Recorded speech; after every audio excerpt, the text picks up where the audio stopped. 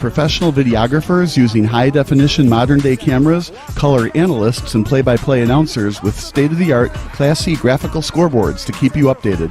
Plus, we have commercials to advertise your team, club, or sponsor, and us. Plus, we do pregame and postgame interviews. Hi, everybody, and welcome to the postgame show brought to you by Marian Central Catholic. My name's Kyle Smith, but my name doesn't matter. These young ladies matter. It's senior night as the Hurricanes win a battle down the stretch, 48-46. Hi, I'm Carrie Kramer. I swim 50 breast, 50 free, and 100 back. Whatever your sports broadcast needs, we are at sportsbroadcastsolutions.com. Check us out and become part of the digital sporting world. Sports Broadcast Solutions is a broadcasting network for everyone. At SBS, we offer a professional broadcasting experience for the non-professional athlete. Just like the pros, we offer everything for you. Play-by-play commentary. A no-hitter at Kane County Stadium. 15 strikeouts, 1 walk, 1 error, and that's it. Color commentary, highlight reels, recruiting videos, and much, much more. Unlike our competitors, we zoom in on the action and always have a live scoreboard with a live time code. If you're ready to have your next sporting event feel like CBS Sports, then make sure to call Sports Broadcast Solutions today. Our phone number is 330-957-7653, or you can go online to sportsbroadcastsolutions.com. SBS, a broadcasting network for everyone.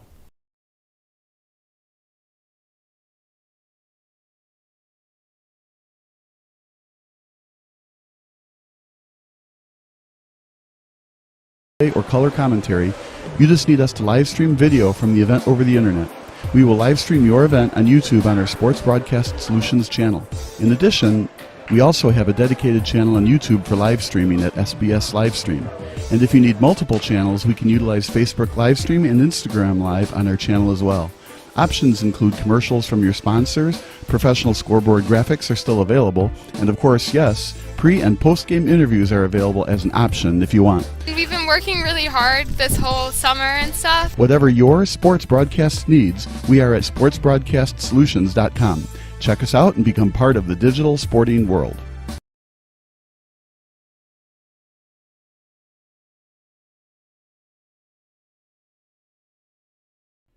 Sports Broadcast Solutions is a broadcasting network for everyone. For those of you who would like to broadcast or live stream your event, or maybe make a highlight tape but would like a sponsor to fund the event, SBS has a myriad of ways to advertise your sponsor during our broadcasts. We have commercials. We have on-air reads by the announcers. Albatross Physical Therapy and Wellness specializes in pain-free. We have graphics. And we have watermarks. Finally, Sports Broadcast Solutions can create a commercial for you or your sponsor. Whatever your sports broadcast needs, we are at sportsbroadcastsolutions.com. Check us out and become part of the digital sporting world. Sports Broadcast Solutions is a broadcasting network for everyone. We broadcast sporting events for people of all ages, including adult leagues, high school leagues, and kids. Complete with professional-looking graphics, broadcasters, color analysis, and commercials. We do pre- and post-game interviews with the players. In addition, Sports Broadcast Solutions does highlight films, including college recruiting reels, highlight films you'd see on sports news programs, and just simply highlight films for fun. Sports Broadcast Solutions also provides raw footage and live streams if you'd like. Subscribe to us and listen to our professional talk videos about relevant topics in the pro and college ranks. Whatever your sports broadcast needs, contact us at sportsbroadcastsolutions.com and become part of the digital world. Sports Broadcast Solutions is a broadcasting network for everyone. Instead of spending hundreds or thousands with all these college recruiting sites, let us put together your college highlight reel. For just a fraction of your potential college scholarship and significantly less than these recruiting services, we got this. In addition, we put together highlight reels for teams, including high school, your club team, or travel team. My teammate gave me a great pass, and I just took it. The other team slashed me, took the opportunity. Saw where the goalie was weak, and I just shot it there. Solon, O'Connor, and Marsh back on defense. And Marsh gets a blowout. We got a breakaway at 2-0. A shot, and a goal! So, 3-3. The power play was officially over. Whatever your sports broadcast needs, check us out at sportsbroadcastsolutions.com. Check us out and become part of the digital world.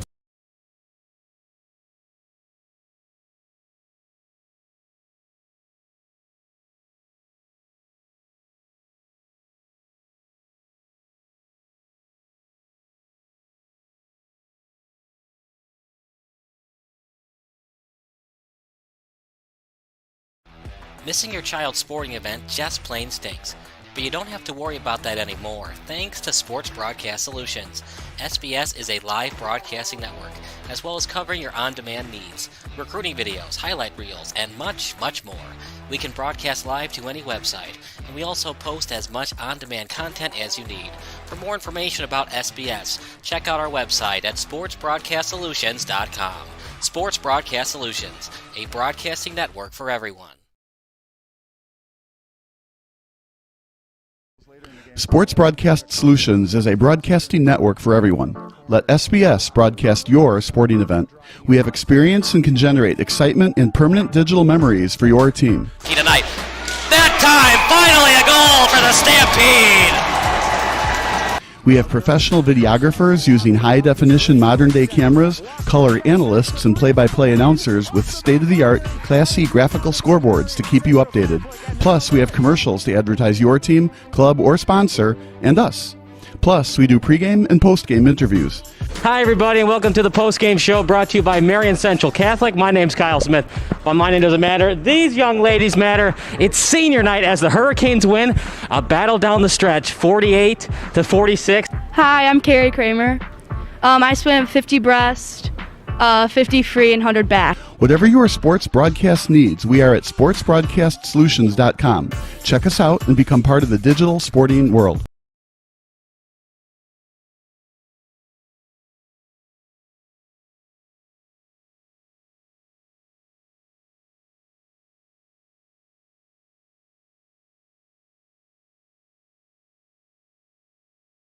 This is Sports Broadcast Solutions, a broadcasting network for everyone. Check us out at sportsbroadcastsolutions.com and become part of the digital sporting world.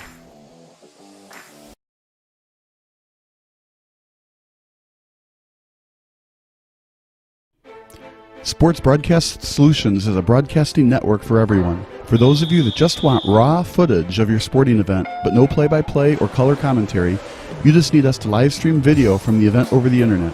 We will live stream your event on YouTube on our Sports Broadcast Solutions channel. In addition, we also have a dedicated channel on YouTube for live streaming at SBS Livestream. And if you need multiple channels, we can utilize Facebook Livestream and Instagram Live on our channel as well.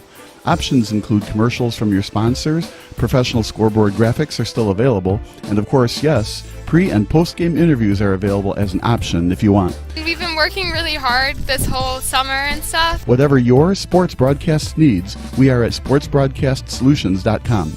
Check us out and become part of the digital sporting world.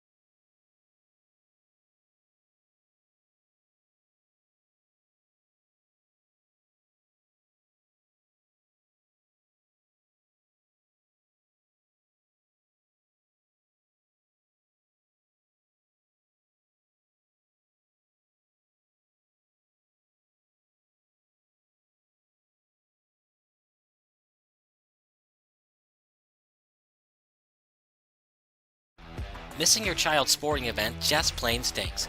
But you don't have to worry about that anymore, thanks to Sports Broadcast Solutions. SBS is a live broadcasting network, as well as covering your on-demand needs, recruiting videos, highlight reels, and much, much more. We can broadcast live to any website, and we also post as much on-demand content as you need. For more information about SBS, check out our website at sportsbroadcastsolutions.com. Sports Broadcast Solutions, a broadcasting network for everyone.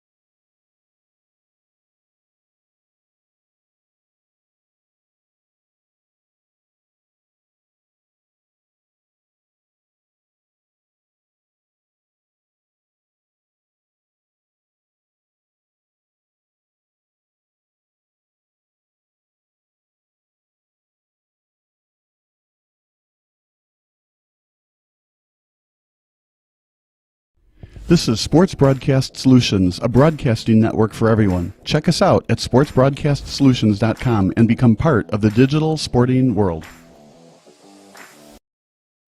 Sports Broadcast Solutions is a broadcasting network for everyone. Let SBS broadcast your sporting event.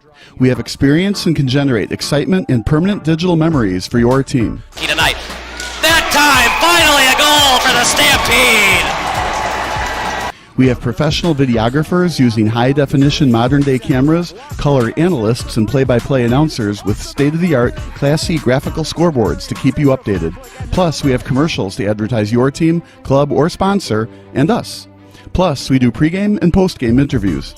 Hi, everybody, and welcome to the post-game show brought to you by Marian Central Catholic. My name's Kyle Smith, but my name doesn't matter. These young ladies matter. It's senior night as the Hurricanes win a battle down the stretch, 48-46. Hi, I'm Carrie Kramer. I swim 50 breast, 50 free, and 100 back. Whatever your sports broadcast needs, we are at sportsbroadcastsolutions.com. Check us out and become part of the digital sporting world.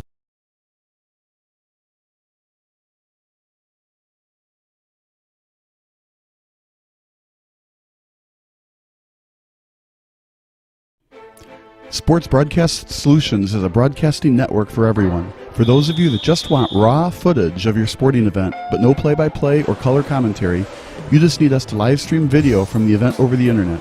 We will live stream your event on YouTube on our Sports Broadcast Solutions channel. In addition, we also have a dedicated channel on YouTube for live streaming at SBS Livestream. And if you need multiple channels, we can utilize Facebook Livestream and Instagram Live on our channel as well. Options include commercials from your sponsors, professional scoreboard graphics are still available, and of course, yes, pre- and post-game interviews are available as an option if you want. We've been working really hard this whole summer and stuff. Whatever your sports broadcast needs, we are at sportsbroadcastsolutions.com. Check us out and become part of the digital sporting world.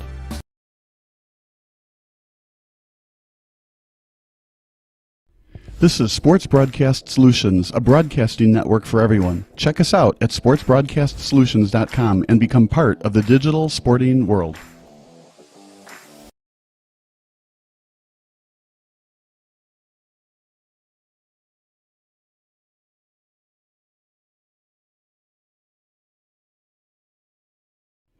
Sports Broadcast Solutions is a broadcasting network for everyone. For those of you who would like to broadcast or live stream your event, or maybe make a highlight tape, but would like a sponsor to fund the event, SBS has a myriad of ways to advertise your sponsor during our broadcasts. We have commercials. We have on-air reads by the announcers. Albatross Physical Therapy and Wellness specializes in pain-free. We have graphics. And we have watermarks. Finally, Sports Broadcast Solutions can create a commercial for you or your sponsor. Whatever your sports broadcast needs, we are at sportsbroadcastsolutions.com. Check us out and become part of the digital sporting world.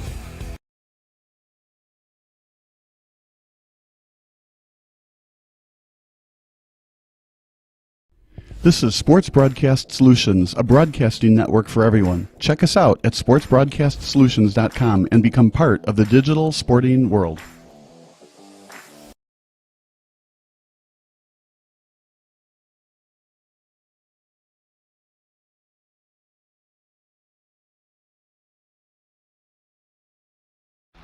Missing your child's sporting event just plain stinks. But you don't have to worry about that anymore, thanks to Sports Broadcast Solutions. SBS is a live broadcasting network, as well as covering your on-demand needs, recruiting videos, highlight reels, and much, much more. We can broadcast live to any website, and we also post as much on-demand content as you need. Sports Broadcast Solutions is a broadcasting network for everyone. For those of you who would like to broadcast or live stream your event, or maybe make a highlight tape, but would like a sponsor to fund the event, SBS has a myriad of ways to advertise your sponsor during our broadcasts.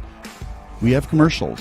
We have on-air reads by the announcers. Albatross Physical Therapy and Wellness specializes in pain-free. We have graphics. And we have watermarks. Finally, Sports Broadcast Solutions can create a commercial for you or your sponsor. Whatever your sports broadcast needs, we are at sportsbroadcastsolutions.com. Check us out and become part of the digital sporting world. Sports Broadcast Solutions is a broadcasting network for everyone. Let SBS broadcast your sporting event. We have experience and can generate excitement and permanent digital memories for your team. Tonight. That time, finally a goal for the Stampede! We have professional videographers using high-definition modern-day cameras, color analysts, and play-by-play announcers with state-of-the-art, classy graphical scoreboards to keep you updated. Plus, we have commercials to advertise your team, club, or sponsor, and us. Plus, we do pregame and postgame interviews. Hi, everybody, and welcome to the postgame show brought to you by Marian Central Catholic. My name's Kyle Smith, but my name doesn't matter. These young ladies matter. It's senior night as the Hurricanes win a battle down the stretch, 48-46. Hi, I'm Carrie Kramer. I swim 50 breast, 50 free, and 100 back. Whatever your sports broadcast needs, we are at sportsbroadcastsolutions.com. Check us out and become part of the digital sporting world. Sports Broadcast Solutions is a broadcasting network for everyone. For those of you that just want raw footage of your sporting event, but no play-by-play or color commentary, you just need us to live stream video from the event over the internet. We will live stream your event on YouTube on our Sports Broadcast Solutions channel.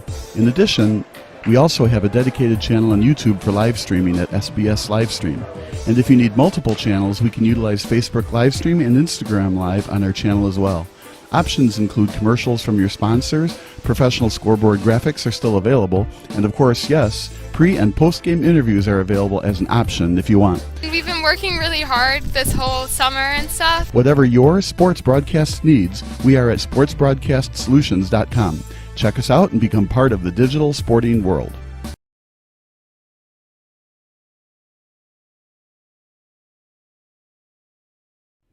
Sports Broadcast Solutions is a broadcasting network for everyone. For those of you who would like to broadcast or live stream your event, or maybe make a highlight tape, but would like a sponsor to fund the event, SBS has a myriad of ways to advertise your sponsor during our broadcasts. We have commercials. We have on-air reads by the announcers. Albatross Physical Therapy and Wellness specializes in pain-free. We have graphics. And we have watermarks. Finally, Sports Broadcast Solutions can create a commercial for you or your sponsor. Whatever your sports broadcast needs, we are at sportsbroadcastsolutions.com. Check us out and become part of the digital sporting world.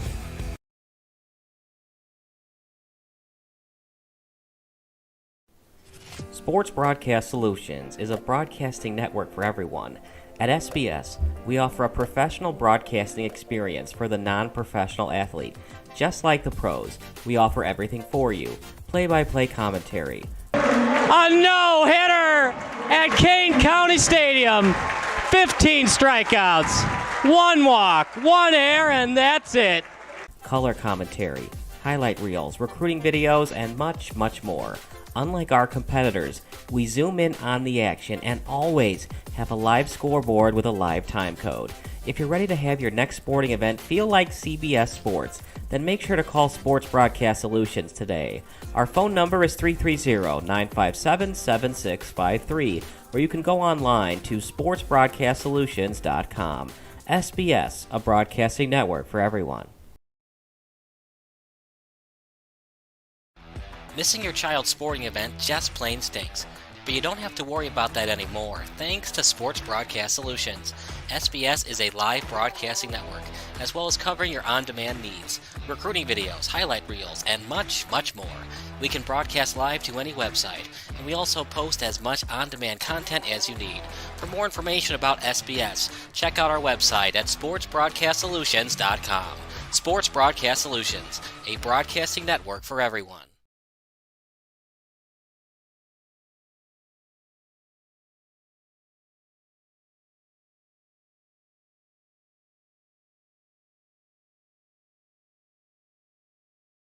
This is Sports Broadcast Solutions, a broadcasting network for everyone. Check us out at sportsbroadcastsolutions.com and become part of the digital sporting world.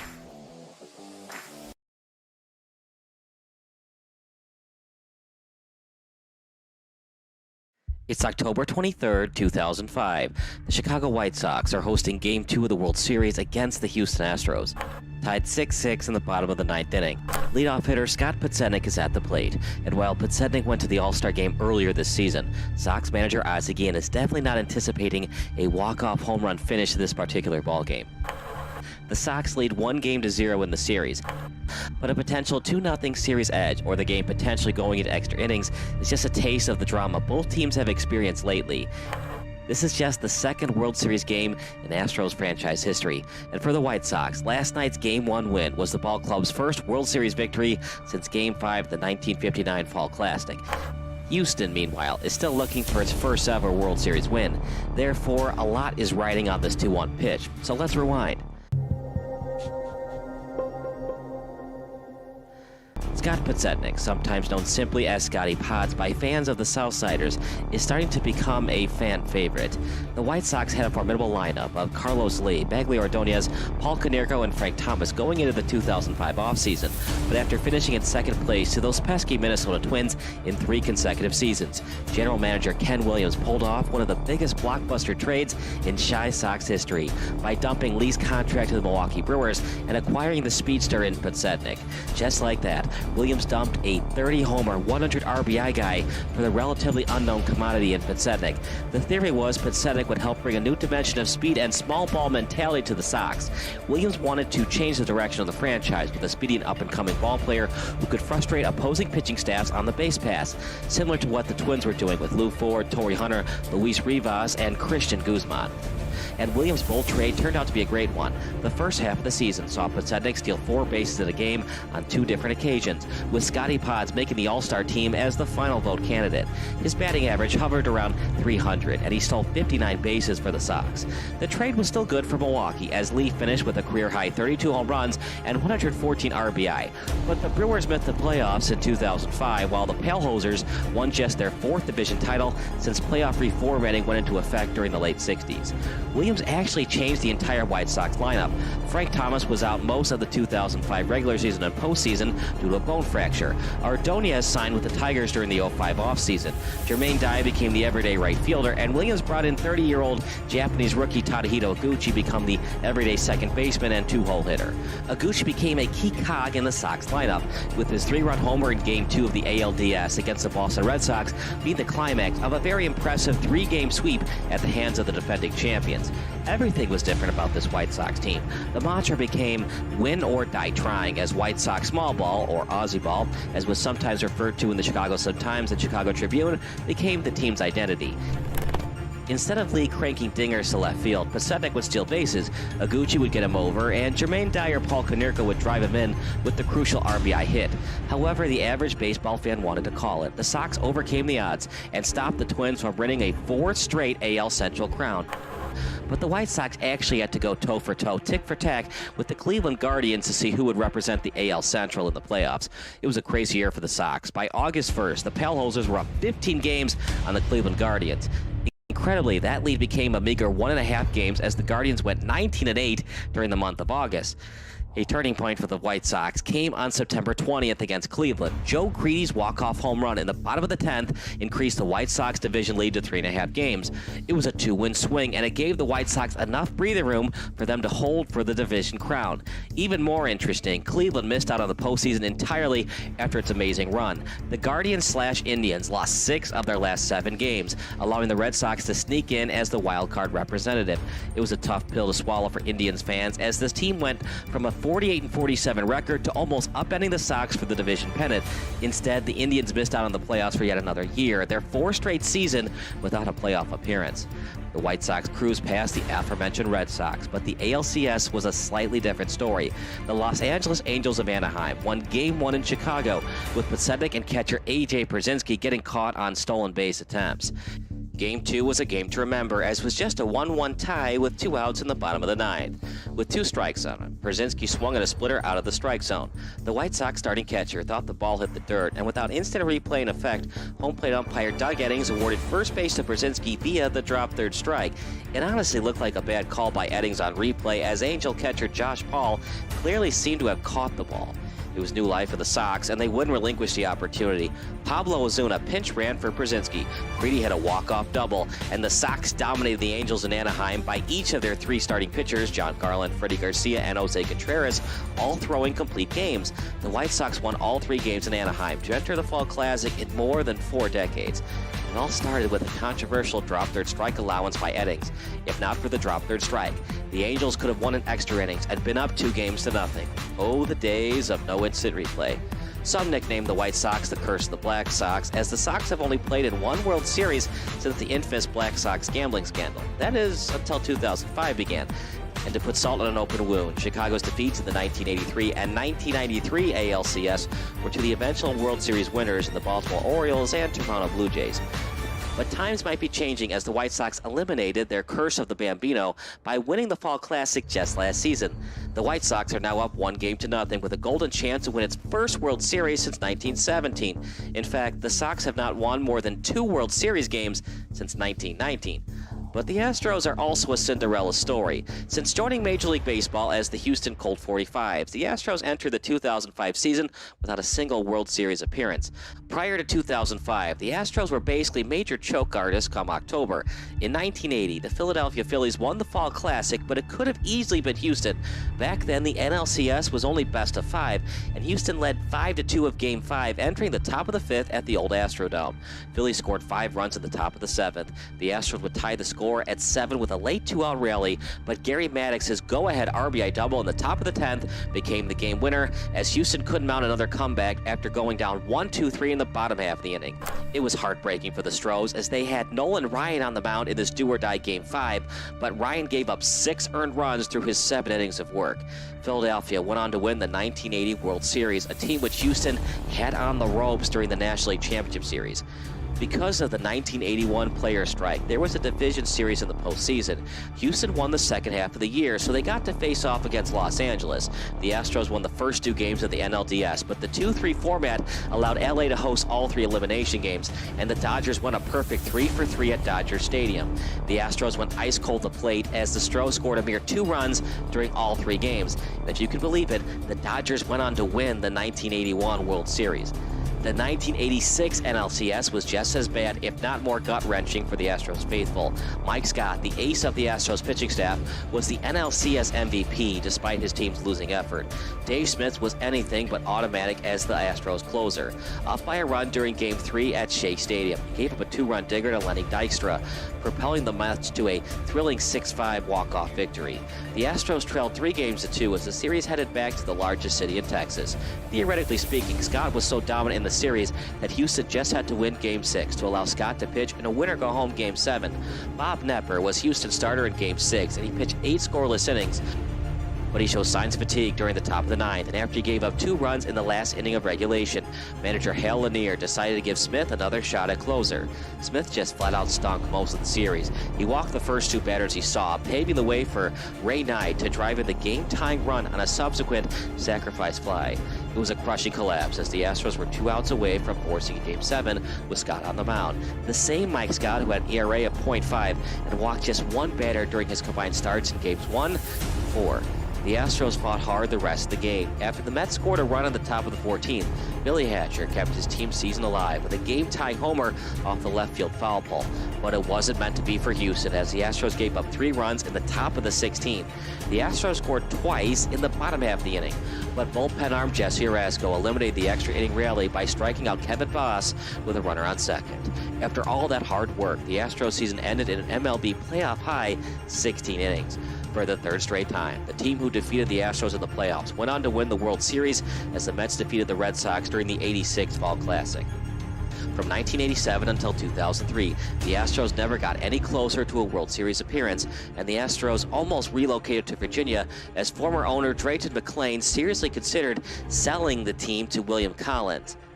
The Astros played in Houston after Collins couldn't get a stadium in place, and Houston voters responded positively to a stadium referendum to avoid losing the Astros, just like they lost the Oilers. The Astros saw a resurgence in the late 90s and early 2000s, but the Atlanta Braves became Houston's kryptonite, as the Braves defeated the Astros 3 times during the National League Division Series, 1997, 1999, and 2001. 3 straight division titles from 97 to 99 didn't matter, as the Astros couldn't even win 2 games during the NLDS. They avoided the sweep until 2001, but they couldn't even advance to the NLCS in 1998 with Hall of Fame pitcher Randy Johnson on the roster. The 2004 Astros were a different story. Last season's ball club eradicated a 44-44 start to the year by going 46-26 down the stretch to win the NL wildcard. The Stros had to play against the Braves, but unlike the Larry Dierker-led squads, the Phil Garner-led Astros won the do-or-die Game 5 to advance to their first NLCS since 1986. While the Astros fought hard, losing the NL Central Division to the St. Louis Cardinals did in Houston as the Cardinals won Game 7 at Busch Stadium. Even more soul-crushing. Houston led 3-2 in the series, but they lost both games in St. Louis, including a demoralizing 6-4 loss in 12 innings during Game 6. The Astros entered the 2005 season with high hopes, and even though Carlos Beltran signed as a free agent with the Mets, Houston still had the killer bees of Craig Biggio, Lance Berkman, and Jeff Bagwell in the heart of its batting order. A 15-30 start to the year worried Astros fans, but after a 22-7 record in July, the Stros were back on track to clinching another wild-card berth. The Astros barely hung on to win the wild card, as they had to win on the last day of the season to hold off Charlie Manuel's Phillies. As if the baseball gods love it being Astros versus Braves, the Astros had to once again play the Braves through the 2005 NLDS. And like last season, the Astros began a new tradition of eliminating the Braves in the division series. This time around, it was a 4-game elimination, as Chris Burke had a walk-off solo shot in the bottom of the 18th to send the Astros back to the NLCS against St. Louis. It was the longest game in MLB postseason history. Looking for revenge against the Redbirds, the Astros won games 2 through 4 and almost won the pennant at Minute Maid Park, but Albert Pujols cranked a 3-run bomb from the arm of Brad Lidge, and the Astros had to win their first National League pennant on the road. Some analysts consider that home run to still be on the mind of Lidge going into the World Series. It would have been nice to get Lidge in the game in Game 6 in St. Louis in the NLCS to get that taste out of his mouth, the Pujols home run. I don't think that taste is there. Then again, Lidge was basically unhittable during most of the playoffs. There's no way Podsednik, who didn't hit a homer during the regular season, could hit a dinger against the All-Star closer, right? And of all the people to give up a home run to Podsednik, Lidge would definitely be at the bottom of the list according to gamblers' odds. And for Lidge to even be in the spot is unbelievable. Remember, the Astros were down to their last out in the top of the ninth, but Jose Vizcaino put his name in baseball history by drilling a 2-out, 2-run single to left field to tie the score at 6. Perhaps Bobby Jenks was dead tired after having to get a 4-out save last night. Jenks inevitably blew the saves, but the Sox obtained its fair share of breaks earlier in the game to even be in that spot. The first such break occurred at the bottom of the second inning. This ball should have been caught by Hall of Fame second baseman Biggio, but he somehow dropped the fly ball, allowing Brzezinski to score the go-ahead run. With 2 runners on base in the bottom of the 7th, home plate umpire Jeff Nelson determined that Dan Wheeler's fastball hit the batting glove of Jermaine Dye. Once again, instant replay verified that Nelson made the wrong call, as it sure seemed like the baseball hit the knob of the bat instead of hitting Dye. Garner was practically forced to go to the bullpen, and with the bases now loaded, he called upon Chad Qualls to try and jam the next hitter. Dye's hit by a pitch brought Konerko to the plate, and he capitalized on the first pitch with a 4-run 4-bagger to give Chicago its first lead since the second inning. The breaks are seemingly going Chicago's way, but the Astros have fought hard to be in the position they're in right now. While he performed poorly during the last round, Lidge had a perfect 0 ERA during the 2004 NLCS and 2005 NLDS. He pitched 12 perfect innings during those rounds combined. During the 2004 regular season, he even received votes for the Cy Young Award. He's been very good in 2005, but his wins above replacement mark dropped significantly from 3.8 to now barely above 2. And to reiterate, And here's a drive deep right field. This is going to go. That's the first home run he has hit this season. Podsednik's lone homer of the season came during Game 1 of the 2005 ALDS against the Red Sox, a home run that didn't even factor into the game's final result. It was all intents purposes a meaningless homer. But Scotty Pods crushed a career-high 12 dingers last season for the Brew Crew, so the power is somewhat there for Podsednik. Will Lidge's mind be on straight, or will he be second-guessing himself after what happened to him in Houston against Pujols? Meaning, could Lidge accidentally leave a juicy fastball right in Podsednik's wheelhouse? Can Podsednik do what Konerko did 2 innings ago? Or will he try to do what he normally does and get a hit within the constraints of the ballpark? Podsednik is ahead in the count 2-1 with 2005 All-Star closer Lidge on the mound. Welcome to a moment in history. The 2-1. A swing and a high fly ball. Deep right center field. This is way back in the gap. And it's a gunner! A White Sox winner! A winner on a Podsednik home run! And the White Sox go up 2-0 in the 2005 World Series. The White Sox went on to win Games 3 and 4 and record its first ever World Series sweep and its first World Series title since 2007. Houston would not win a World Series game and subsequent title until 2017. Thanks for watching this Rewinder video. Make sure to subscribe below to never miss the action of Sports Broadcast Solutions.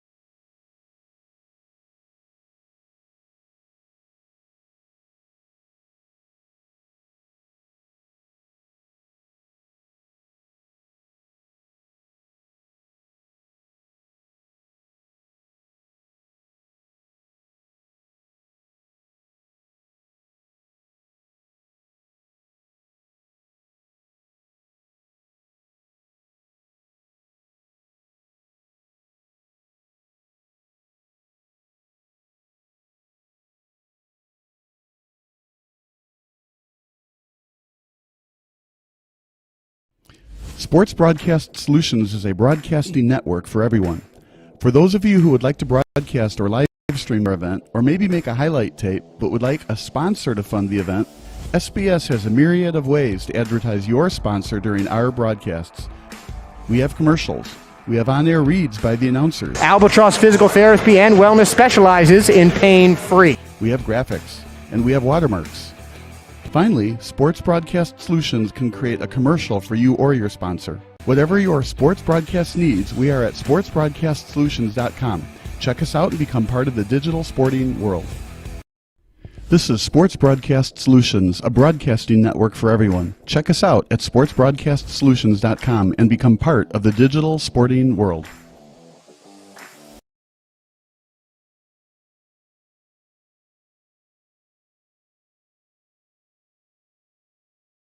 Sports Broadcast Solutions is a broadcasting network for everyone. Let SBS broadcast your sporting event. We have experience and can generate excitement and permanent digital memories for your team. Tonight. That time, finally a goal for the Stampede!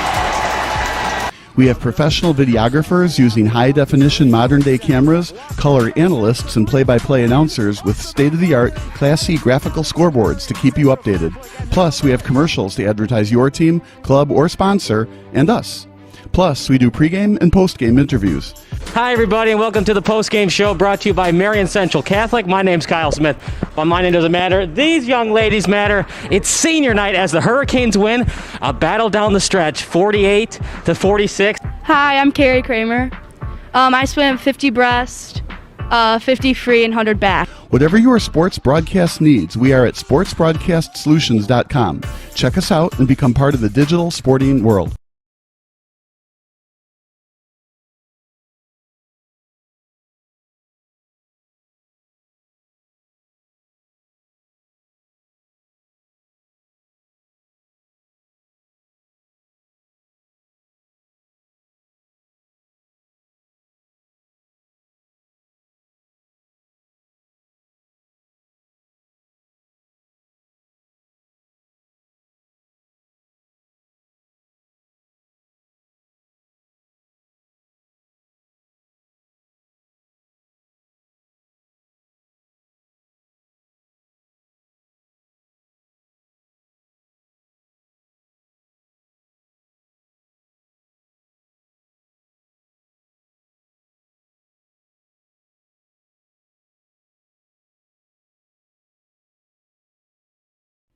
Sports Broadcast Solutions is a broadcasting network for everyone. For those of you who would like to broadcast or live stream your event, or maybe make a highlight tape but would like a sponsor to fund the event, SBS has a myriad of ways to advertise your sponsor during our broadcasts. We have commercials. We have on-air reads by the announcers. Albatross Physical Therapy and Wellness specializes in pain-free. We have graphics. And we have watermarks. Finally, Sports Broadcast Solutions can create a commercial for you or your sponsor. Whatever your sports broadcast needs, we are at sportsbroadcastsolutions.com. Check us out and become part of the digital sporting world. Missing your child's sporting event just plain stinks. But you don't have to worry about that anymore, thanks to Sports Broadcast Solutions. SBS is a live broadcasting network, as well as covering your on-demand needs, recruiting videos, highlight reels, and much, much more. We can broadcast live to any website, and we also post as much on-demand content as you need. For more information about SBS, check out our website at sportsbroadcastsolutions.com. Sports Broadcast Solutions, a broadcasting network for everyone.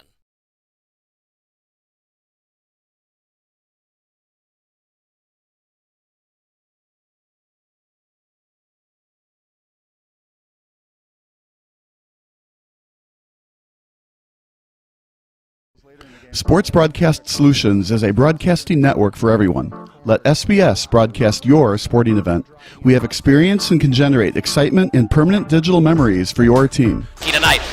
That time, finally a goal for the Stampede! We have professional videographers using high-definition modern-day cameras, color analysts, and play-by-play announcers with state-of-the-art, classy graphical scoreboards to keep you updated. Plus, we have commercials to advertise your team, club, or sponsor, and us. Plus, we do pregame and postgame interviews. Hi, everybody, and welcome to the post-game show brought to you by Marian Central Catholic. My name's Kyle Smith, but my name doesn't matter. These young ladies matter. It's senior night as the Hurricanes win a battle down the stretch, 48-46. Hi, I'm Carrie Kramer. I swim 50 breast, 50 free, and 100 back. Whatever your sports broadcast needs, we are at sportsbroadcastsolutions.com. Check us out and become part of the digital sporting world. Pre-game show. I'm Marcel Francis. This is brought to you by Sports Broadcast Solutions. I'm here with Marian Catholic quarterback Kyle Thomas, and we are here at Trenton College. Kyle, thanks so much for joining us pre-game. Tell us about last week, 55-28 victory. Had a rushing touchdown on the ground. Tell us how the run game is going to be big playing St. Patrick today. The rushing game will be huge today. Tyler, myself, running the ball, but the passing game, we're looking forward to that. So we're looking to prove ourselves today. Also, yes, the sophomore running back as well, having 5 touchdowns on the ground as well. How are you guys in that backfield dynamic duo? Oh, it's amazing back there because now the threat is off of me, and they look towards Tyler to run the ball, so then I could pull and fake it, and Tyler could run the ball. So it's great back there. Awesome. And also a threat through the air as well today. You looked to be very versatile as well, going through the air, but also using your feet as well to move the chains and get those first downs. Yeah, I plan on doing everything to get this W today. So if that means passing, running, anything, I'm ready to get that dub. So. Ladies and gentlemen, Kyle Thomas of Marian Catholic, quarterback here. He's getting ready to kick off here very soon here. As well as I'm Marcel Francis. This is the pregame show brought to you by Sports Broadcast Solutions. Hey, this is Sarah Greenfalk, owner of PsychEdge. How would you like to learn how to manage your emotions and reactions in order to enhance your performance and be successful in life? I coach and counsel student athletes, performers, and professionals, giving them the mental skills and mindsets to build confidence and resilience. My background in physical therapy, massage therapy, personal training, and 15 years of counseling give my clients an advantage. So if you are wanting to be recruited, perform better, or struggling with life balance, anxiety, or depression symptoms, I will stand by you until we reach your goals. Contact me today, sarah@aimtogrow.com, and be sure to visit my website, psychedge.club, for your monthly blog on mental health, sport, and performance psychology tips.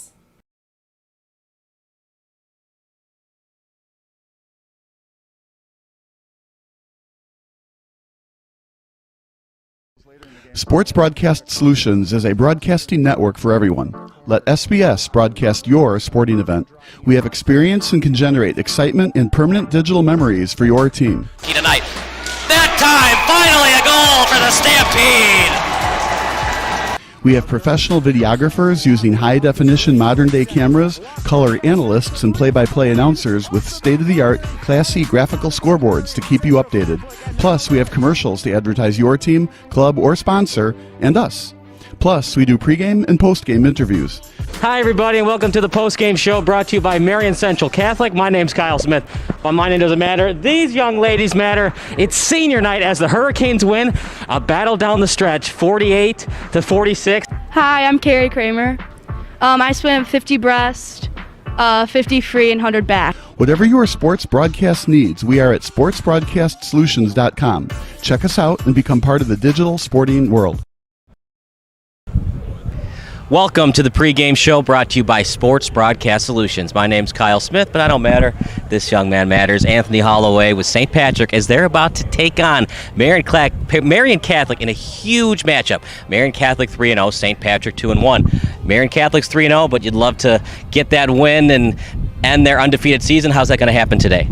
Basically just comes down to techniques, basically just executing plays one by one the right way.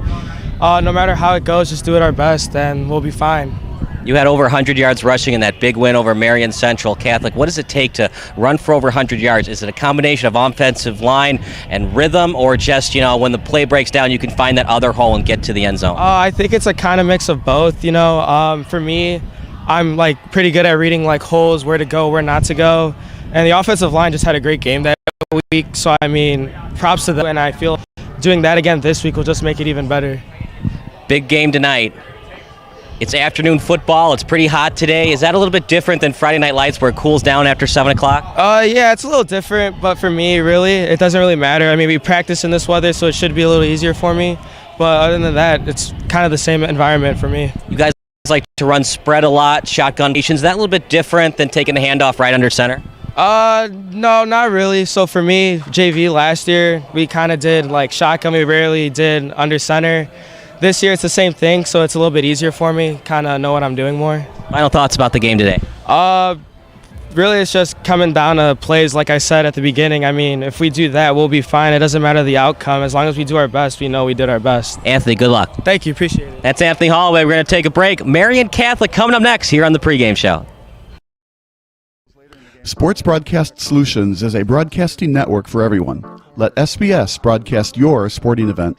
We have experience and can generate excitement and permanent digital memories for your team. Tonight. That time, finally a goal for the Stampede! We have professional videographers using high-definition modern-day cameras, color analysts, and play-by-play announcers with state-of-the-art, classy graphical scoreboards to keep you updated. Plus, we have commercials to advertise your team, club, or sponsor, and us. Plus, we do pregame and postgame interviews. Hi, everybody, and welcome to the postgame show brought to you by Marian Central Catholic. My name's Kyle Smith, but my name doesn't matter. These young ladies matter. It's senior night as the Hurricanes win a battle down the stretch, 48-46. Hi, I'm Carrie Kramer. I swim 50 breast, 50 free, and 100 back. Whatever your sports broadcast needs, we are at sportsbroadcastsolutions.com. Check us out and become part of the digital sporting world.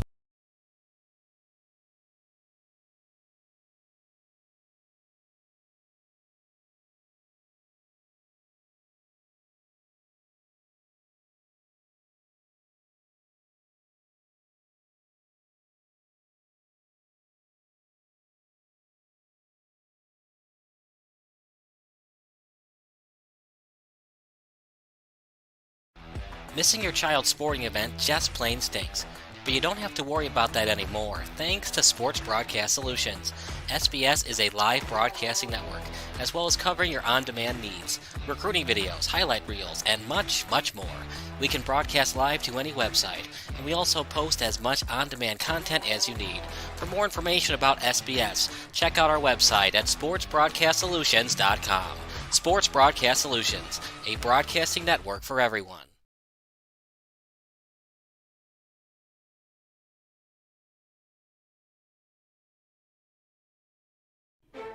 Sports Broadcast Solutions is a broadcasting network for everyone. For those of you that just want raw footage of your sporting event, but no play-by-play or color commentary, you just need us to live stream video from the event over the internet. We will live stream your event on YouTube on our Sports Broadcast Solutions channel. In addition, we also have a dedicated channel on YouTube for live streaming at SBS Livestream. And if you need multiple channels, we can utilize Facebook Livestream and Instagram Live on our channel as well. Options include commercials from your sponsors, professional scoreboard graphics are still available, and of course, yes, pre- and post-game interviews are available as an option if you want. We've been working really hard this whole summer and stuff. Whatever your sports broadcast needs, we are at sportsbroadcastsolutions.com. Check us out and become part of the digital sporting world. Sports Broadcast Solutions is a broadcasting network for everyone. At SBS, we offer a professional broadcasting experience for the non-professional athlete. Just like the pros, we offer everything for you. Play-by-play commentary. A no-hitter at Kane County Stadium. 15 strikeouts, 1 walk, 1 error, and that's it. Color commentary, highlight reels, recruiting videos, and much, much more. Unlike our competitors, we zoom in on the action and always have a live scoreboard with a live time code. If you're ready to have your next sporting event feel like CBS Sports, then make sure to call Sports Broadcast Solutions today. Our phone number is 330-957-7653, or you can go online to sportsbroadcastsolutions.com. SBS, a broadcasting network for everyone. It's October 26, 1997. Game 7 of the World Series between the Cleveland used to be called the Indians and the Florida Marlins. You know what? We're going to call them the Indians because the Marlins are now known as Miami Marlins.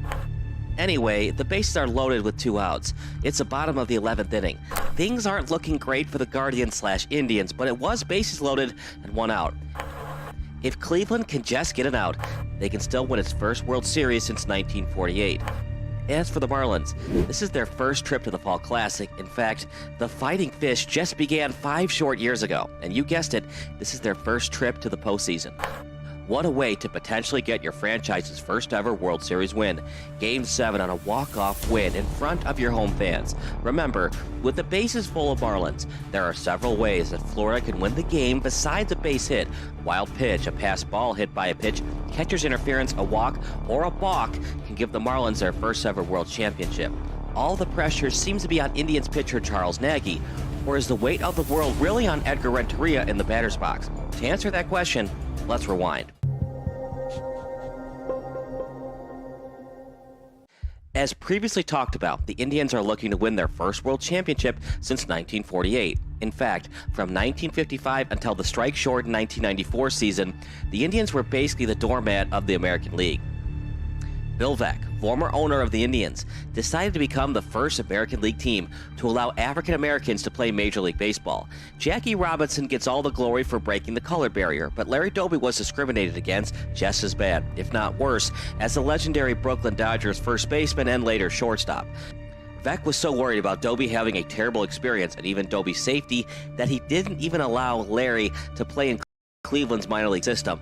It wasn't much easier for Doby once he left the Negro Leagues to play in the majors. There wasn't a designated hitter at the time, and Cleveland felt secure at second base and shortstop with Lou Boudreau at short and Joe Gordon at second base.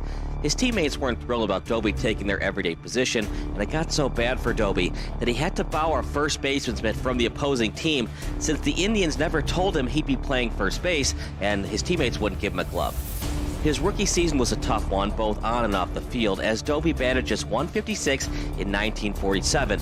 But in 1948, Doby was a key piece on the 1948 World Series ball club as he led the Indians with a .318 clip and became the first black player to hit a home run in the Fall Classic.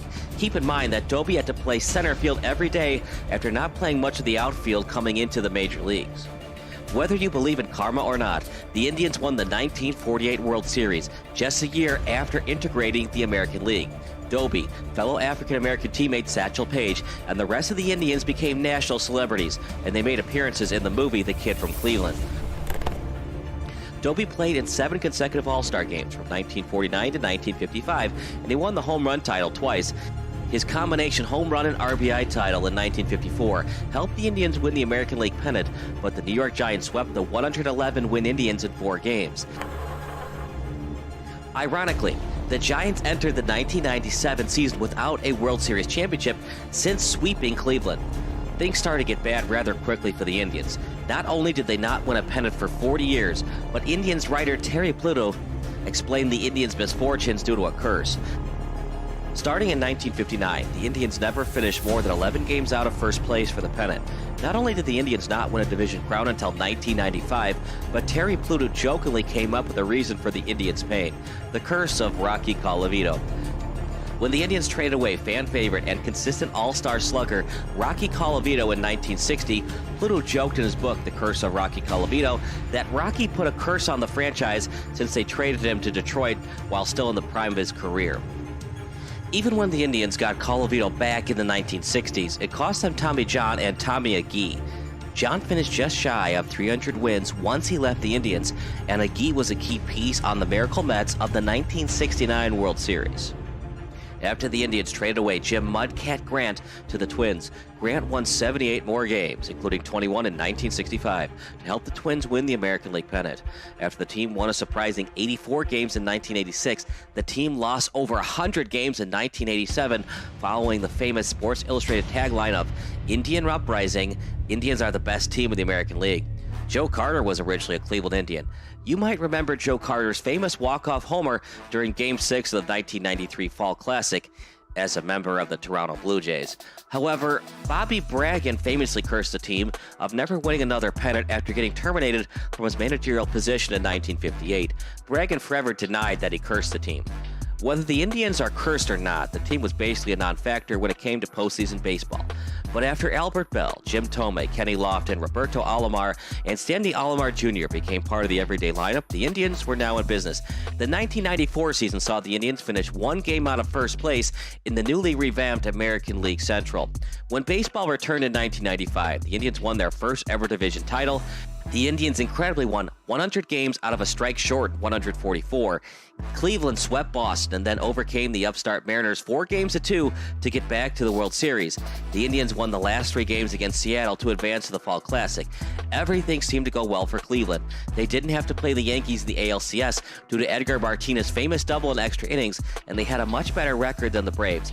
But the big three of Greg Maddux, Tom Glavine, John Smoltz was too much for Cleveland to handle during the Fall Classic.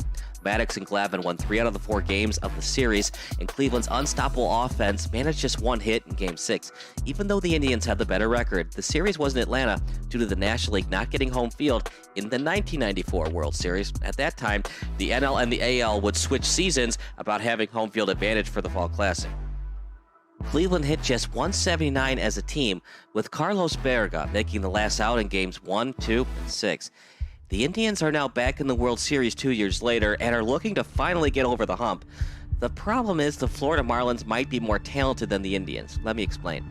This 97 Marlins team is stacked, and they have former Pirates manager Jim Leyland leading the club. Leyland knows all about Game 7s, as his Pirates lost multiple Game 7s in the most heartbreaking of ways, including the walk-off base hit by the Braves during Game 7 of the 92 NLCS. If anyone knows how to learn from previous blunders or bad breaks, it's Leyland. But do the Marlins actually need the breaks to go their way? Not really. Remember, this is a Marlins team led by Gary Sheffield, Kevin Brown, Bobby Bonilla, Moises Alou, and others. This team is absolutely stacked. Granted, the Marlins got their fair share of breaks during Game 5 of the 97 NLCS. After sweeping the Giants during the NLDS, Eric Gregg's strike zone in Game 5 of the NLCS was absolutely absurd. It was so bad that Baseball America listed his Game 5 strike zone on left-handed hitters as the 3rd worst in MLB history. Gregg's strike zone allowed the Marlins to win Game 5, and they didn't take their new momentum for granted by winning Game 6 in Atlanta. Just like that, a franchise which began in 1993 was 4 wins away from getting World Series championship rings. I actually left off some people on this roster. Luis Castillo and Craig Counsell were on this roster as well. Rob Nen was the seemingly unhittable closer, and Al Leiter was in the starting rotation as well. Nen has 2 saves in this World Series, and he pitched shutout baseball in the 9th and 10th innings of tonight's ballgame. He recorded 5 of the 6 outs in innings 9 and 10, and because of that, the game remained tied going into the 11th. It doesn't get much better than this, a World Series Game 7 that went into extra innings. But how we got here is a Cinderella story in its own right. Looking for its first World Series title since the days of Bill Beck, Cleveland has had some problems when it comes to pitching. The Indians have scored at least 7 runs in 3 of their World Series games against Florida. How many wins did they get? Just 2. One of the reasons the Fish force a Game 7 is a back-and-forth 14-11 slugfest. Game 3 against...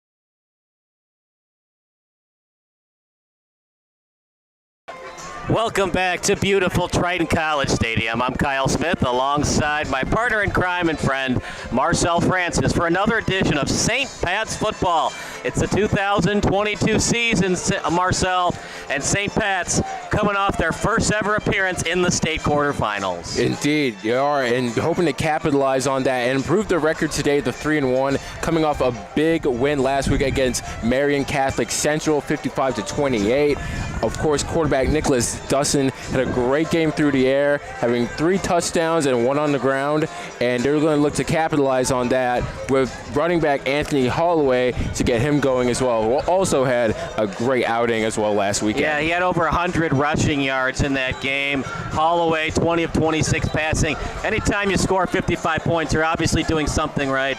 And for Marian Central Catholic, not a great effort defensively, but that's nothing that St. Patrick can handle if they can't stop it. Keep throwing the ball, keep running the ball. They were doing both great. This is a team that's 2-1. They actually beat St. Ignatius, which that's a big win. St. Ignatius is also a program on the way up, won their first ever playoff game last year. St. Pat's took care of them, and St. Ignatius has not looked back since. They beat Rufus King 49-0. They won last night 35-0, and the week before They won 19-14, but really it was 19-7 because St. Ignatius fumbled and St. Lawrence picked it up for the scoop and score. So really, you think about it, St. Ignatius has only given up one defensive touchdown since they played St. Pat's. St. Pat's took it to them, and let's see if St. Pat's can do it today against Marian Catholic. Yeah, definitely St. Pat's comes into this game definitely more battle-tested, but here against Marian Catholic, this should be their biggest test yet as well. Marian Catholic also coming in with a winning record, looking to improve that as well. They have quarterback Kyle Thomas, who has had a great season so far, had a great rushing touchdown as well. Also, we know how versatile he is on the ground and through the air. And sophomore running back, ladies and gentlemen, this is a player to look out for. Number 3, Tyler Lofton, 5'11", 198 sophomore, who had 5 touchdowns last weekend. And he's going to be a player to look out for today. Yeah, this is a Marian Catholic team. They don't like to pass a lot. Head coach Nick Lopez, when he talked to the Chicago Tribune, in back-to-back weeks, they only passed the ball 7 times, then 5 times the other week. So for St. Pat's, defend the run, a lot easier said than done, because what they're going to do a lot with Tyler Lofton, they're going to do some screen passes, they're going to do some pitch plays, they're going to get him out in space, and it's up to St. Pat's how well they've been practicing open field tackling. You got to get low, you got to pursue. If you're hesitant to tackle, Lofton's either going to run right through you or run past you. Indeed, and of course physicality is going to be a well-noted factor within these two teams. Defensively, both teams have been impressive, as you said, Kyle, to both these teams having shutouts in their opening game so far, and it's going to be interesting how this matchup lines up with two teams coming into this game with momentum on the up, and we'll see who will prevail. It's hard for me to pick against St. Pat's, but Marian Catholic is 3-0. Here's the problem, though. I want to pick Marian Catholic, but when you're so inexperienced at passing the football, granted, they don't have to because nobody can stop the run right now. Now, they played Leo Catholic and Bowles Prep, not exactly powerhouses when it comes to football. This is going to be a test for Marian Catholic. I'm going to pick St. Pat's 24-21, but Marcel, I don't feel confident in it, even though St. Pat's, very impressive win over St. Ignatius. They're also 2-1, so even though Marian Catholic, you can't help who you play. These games are scheduled years in advance. Marian Catholic 3-0, even though they haven't played Loyola yet, and those powerhouses of the Chicago Catholic League. They defeated who's on their schedule, so it's hard for me to pick against Marian Catholic. I'm picking St. Pat's 24-21. I don't feel very confident in it. What say you? I'm kind of leaning towards what you're saying, Kyle. As you said, haven't really gotten to the meat of their schedule yet. Haven't faced the Loyola Academies, the St. Rita's, the Mount Carmels of the Catholic League. But nonetheless, they've been having a great start so far to this season. But I think Marian Catholic is going to come in here and run the ball and really wear out this St. Patrick's defense. So I think it's going to be a defensive battle here. It's a very hot Saturday afternoon here at Trenton College, and I think it's going to be a battle of nutrition, I think, in the end. But I'm going to take Marian Catholic 28-21. We'll see. Dustin looked very good in that win over Marian Central Catholic, but St. Pat's, there has been a little chink in the armor, so to speak. They did lose a couple weeks ago. It's not a perfect team. The program's on the way up, though. This is a team, like I've said before, had never been to the quarterfinals before last year.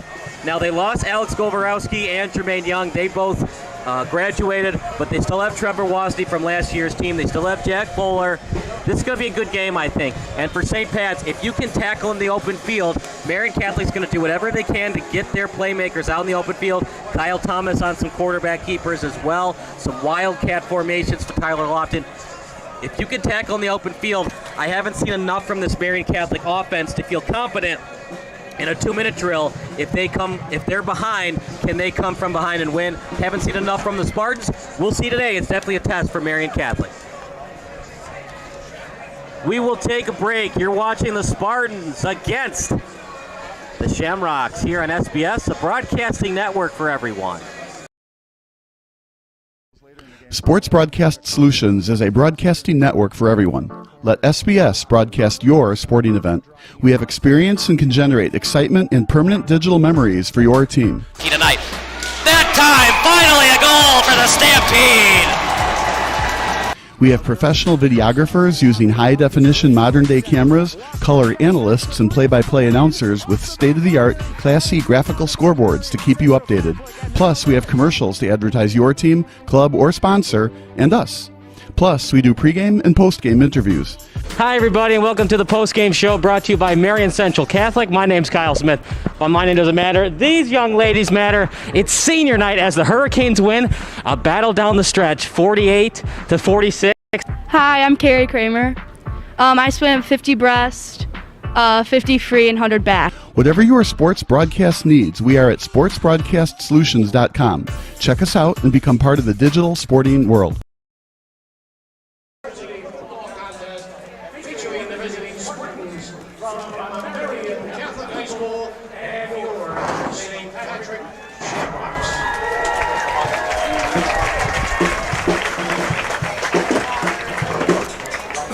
This week was a sad day for the St. Patrick High School community. Patty Thornton, beloved mother of Joey from the class of 2022, and Megan, the resurrection class of 2020, passed away suddenly last weekend. Patty served as a nurse at St. Patrick High School during COVID and was loved by all who knew her. At this time, I'd ask you to join me in a moment of silence for Patty Thornton and the Thornton family.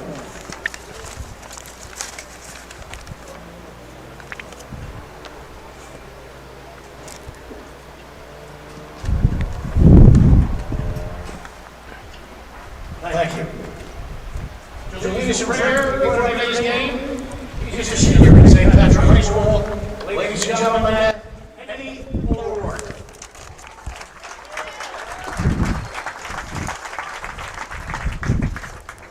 Let us remember, we are in the holy presence of God. God our Father, you have created us to strive for our best.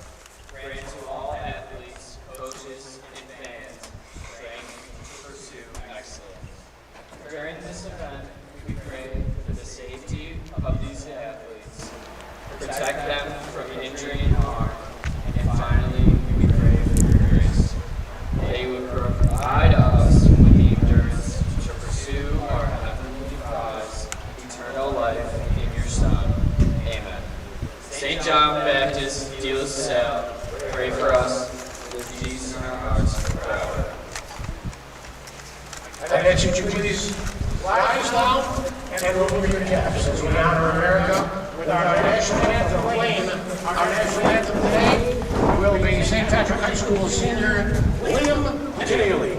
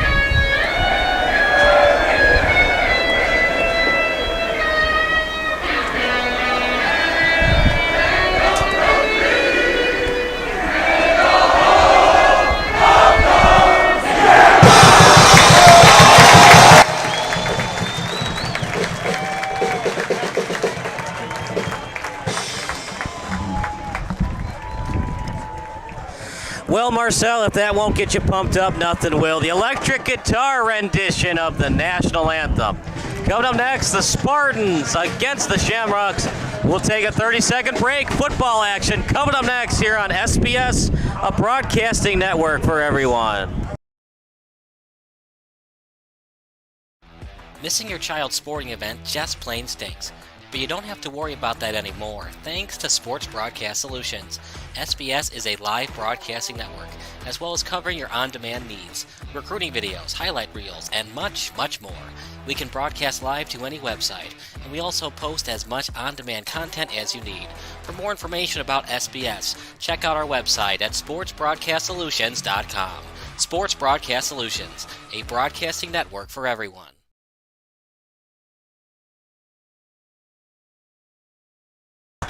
Back to the action at beautiful Trident College Stadium. Kyle Smith alongside Marcel Francis, Anthony Collada on videography duties today. The Spartans looking to go 4-0.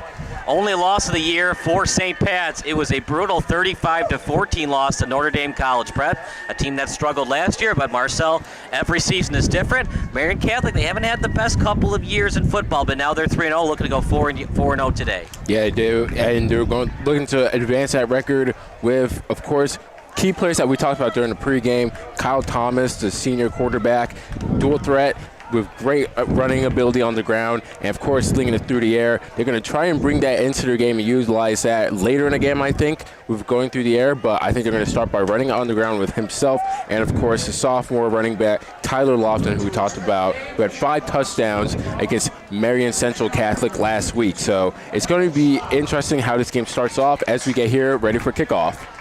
Kickoff, it'll be possession arrow towards Marian.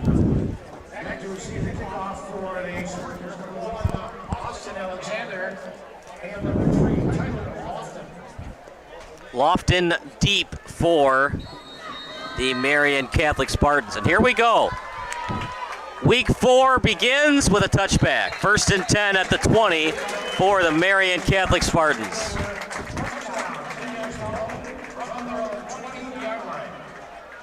Beautiful kick that time by the St. Patrick Shamrocks.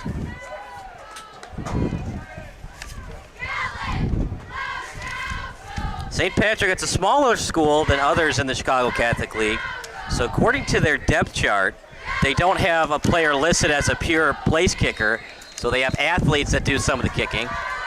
12-minute quarters. Kyle Thomas leads the offense. Lofton in the backfield. Those are the guys to watch out for Marian Catholic. Shotgun formation as they split the wide receivers. It's a clean snap. It's a quarterback sneak all the way. Going into contact, and the Shamrocks are there on defense. Helping out on the tackle is Johnny Crawford from Pope Francis Global Academy.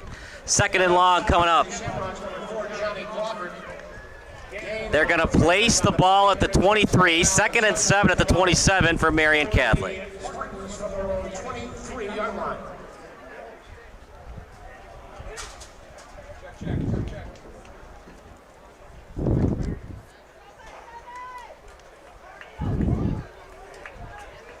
Trips to the left on your screen, 1 to the right. 1 in the backfield. Another clean snap, handoff, and the Shamrocks stuff it up right away. Wofford on the tackle. 3rd and long, and partner, we talked about it in the pregame show. This is a Marian Catholic team. They're going to be tested today. Now it's gut check time. Do you feel confident in a wildcat or a running play on 3rd and 7, or do you feel confident in your quarterback with a comeback route on 3rd and 7? Probably a little comeback route, I think, Kyle. On his 3rd down. Also, you want to get the ball in the air. Of course, we've seen St. Patrick. They've really stuffed a run here early so far. So it's 3rd and 7 for Marian Catholic. Ball is placed at the 21-yard line. It's a pitch play over to the left. He's got room to run. Breaks through a tackle. Past the 40. 1 man to beat, and he's gone. He is, just like that. 6-0 Marian Catholic. Partner, that didn't take long. Tyler Lofton, once again, proving why he's one of the best running backs in the Catholic League, Kyle. Taking the ball, bouncing it outside, running past the St. Patrick defenders, striding down the sideline to get the score. And that breakaway speed was phenomenal. That's going to be a handful for St. Patrick's defense today. And if they don't get a handle on that, and again, Kyle, we talked about that open field tackling, if they don't get a handle on it, it's going to be a long day. Well, that's what Marian Catholic wants to do. They want to get their tailbacks out in space, and they did it that time with Lofton.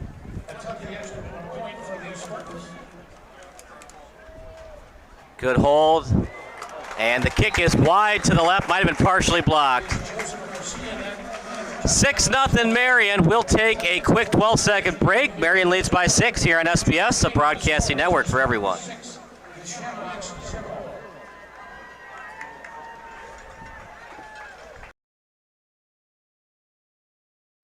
This is Sports Broadcast Solutions, a broadcasting network for everyone. Check us out at sportsbroadcastsolutions.com and become part of the digital sporting world.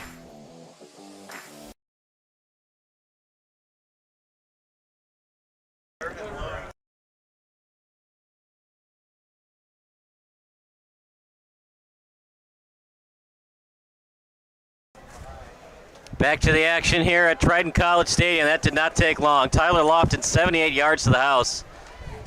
It wasn't complicated what they were trying to do, partner. Just a little pitch play. Didn't have much blocking in front. It was pretty much all Tyler Lofton's speed and agility getting to the end zone. Yeah, again, breaking through those lackadaisical one single arm tackles.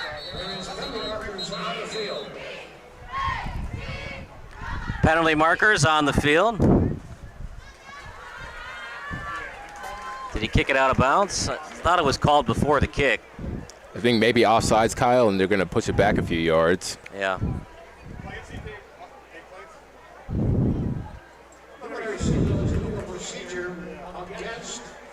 Yeah, that's a dead ball call, so it's St. Patrick does not have the option of declining it, so you just step back.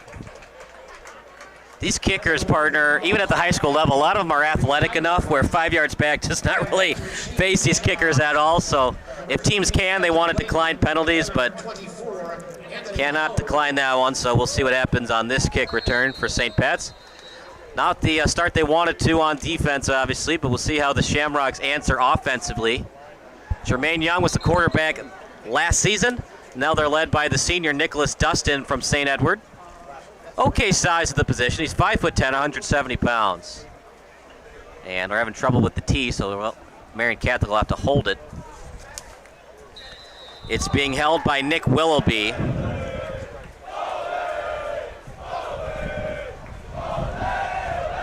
It's a decent kick that time by Garcia. And almost went out of bounds, but the Shamrocks decide to play it. As they get past the 35, it was returned by Layden.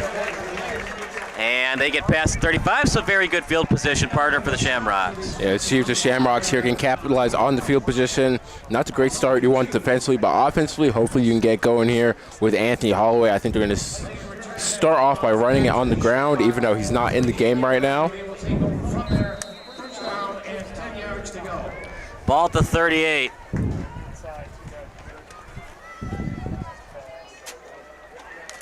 One in the backfield, and it's a shotgun formation. Handoff up the middle. Clock continues to run. 10:03 to go. As they run it over to Crawford, another fellow teammate from Pope Francis Global Academy. Stands at 6'1", 185 pounds. By the way, the text line's open. Your favorite high school, college, or NFL memory, just text 330-957-7653. They're going to split out the wide receivers. They fake the handoff. Quarterback keeper with Dustin still on his feet. Past the first down marker. They move the chains. St. Pat's now in Marian Catholic territory at the 45.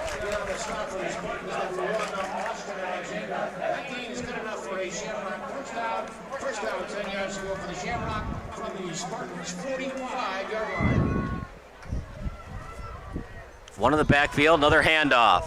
Gets a couple of yards. At the 41, he got 4. As they got it over to Wozni. Wozni is from Beaubien.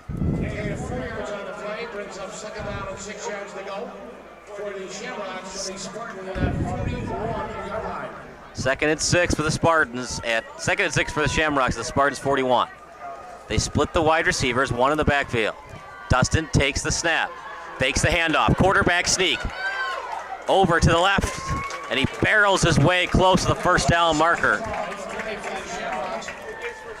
Defense tried to flip him, but good job maintaining possession and barreling through the hit. They'll give him the benefit of the doubt, and it's a friendly spot. 1st and 10 for the Shamrocks at the 35. Remember, Marian Catholic missed their kick, so an extra point would give St. Pat's the lead if they score here. Another 4 wide receiver set, 1 tight end. That time they run Fico in motion. Handoff that time to Wozni, and he's stopped behind the line of scrimmage. Good gang tackle by the Marian Catholic Spartans. Leading the way was Joaquin Mendez.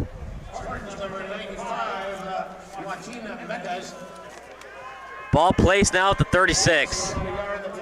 It's going to be 2nd and 11 for the Shamrocks at the 36. 8:09 to go. Trips to the right. They move Davis out to the left. 1 in the backfield. Stin steps into his throw. Big time completion, and he gets it past the 15, close to the 10. That's one thing St. Pat struggled with a little bit, consistency with accuracy at the quarterback position.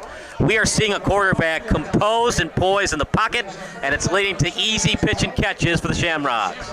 Again, I think the play calling, Kyle, is helping, making it easy on your quarterback to come out the first drive. Ball plays at the 12, 3rd and 7 for the Shamrocks. Quarterback draw, not going anywhere. Read well by the Spartans, not too sure about that play call. Remember, there is no place kicker exactly listed on the depth chart. They use a lot of athletes at kicker. If you don't feel confident in a kicker, might as well just go for it. They think about it, then Dustin goes to the sideline. Initial inclination is it'll be a field goal attempt. On the hold will be Ryan Burt. On the kick will be Michael Schwab.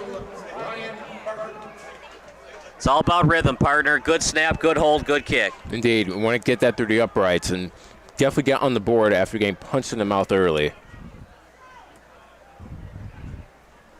Good snap, good hold. The kick is good. Beauty. Big time kick. It's never automatic at the high school level, but they make the 29-yarder. And the Shamrocks are within 3. We'll take a break. It's 6-3 Spartans here on SBS.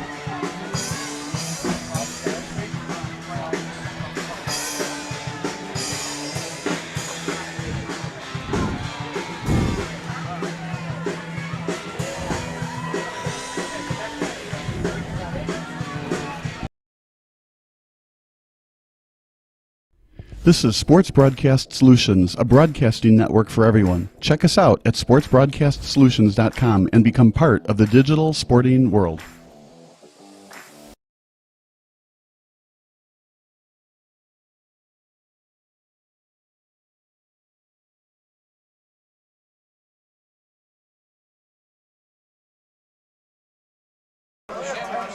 It's 6-3. Marian will get the ball. Unless St. Pat's, of course, wants to do an onside kick.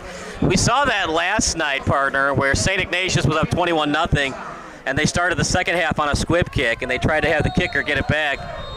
Wasn't too sure about that play call, but the Wolfpack went on to win 35-0 anyways. Automatically a touchback when it goes into the end zone. Deep on the coverage was Jalen Holland, but it goes into the end zone. No chance for Holland to get the ball. 1st and 10 at the 20 for the Spartans, and partner, it worked well on the running game last drive. I think they're going to do the same thing this drive as well. I think so. I think they're just going to hand the ball off to Tyler Lofton. If not him, Kyle Thomas is going to do the quarterback keeper and really drive the ball downfield. Don't fix something that ain't broken, Kyle. 78 yards on that touchdown. It was a pitch play out to the left, out to Lofton. 1 in the backfield. They split the wide receivers. Thomas, of course, the dual threat quarterback. He's still on his feet, breaks through a tackle, and he gets a couple. Not too sure about that decision, partner. If he had kept it to Lofton, looked like Lofton had a blocker out in front to the sideline. Yeah, I think he did. I think there was some good blocking on the outside there for Lofton, but nonetheless, Thomas did the keeper and really got physical as well. Trucked one of the linemen, and he was able to get a decent gain out of it to make it 2nd and 5. He's not a huge guy. He's only 175 pounds, but great size, 6'3" at the position. He's a dual threat quarterback. They don't pass a lot. They just haven't really had the opportunity to because they've dominated with Lofton. 4 wide receiver set, won the slot. Handoff. He's got space. That time, great open field tackle by Ryan Burt. It's the only way you're going to wrap up Lofton. You go high on him, he's just going to go right past. You got to get low and you got to wrap the knees. Yeah, I mean, for a sophomore, Kyle, his build is very big. So, yeah, you're going to have to get low, and again, you're going to have to wrap up and make open field tackles. He's only a sophomore. He's already 198 pounds. That's a load. That's a that big is a pop. big man. That's like Derrick Henry territory. Indeed. Almost. But nonetheless, a good tackle there from St. Patrick's defensive back, Johnny Crawford. Text line still open, 330-957-7653. Your favorite high school, college, or NFL memory. Shotgun formation. Handoff to Lofton. He's got space. Gang tackle, but he gets the first. 4:13 remaining. The clock stops, of course, on the first down. The chains move. 1st and 10 for the Spartans.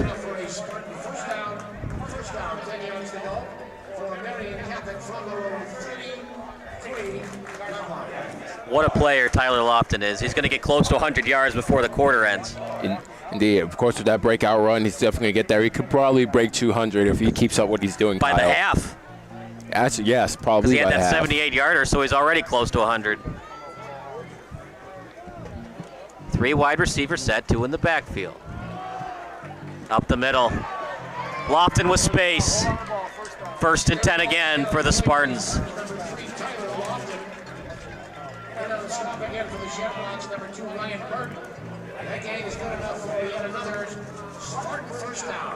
Remember, because the Spartans are running RPO partner, you can't just cheat up and expect the ball to be handed off to Lofton, because then Thomas will just keep it for the RPO quarterback sneak the other way. So it's just so hard to read. Scattered backs, 2 in the backfield. 3 wide receiver set, probably going to run it again. This time they pass. Downfield, great pass, and it's past the 20-yard line on the tackle. That time it's completed to IHSA. At Parter, when you're so good running the ball, it forces the linebackers in.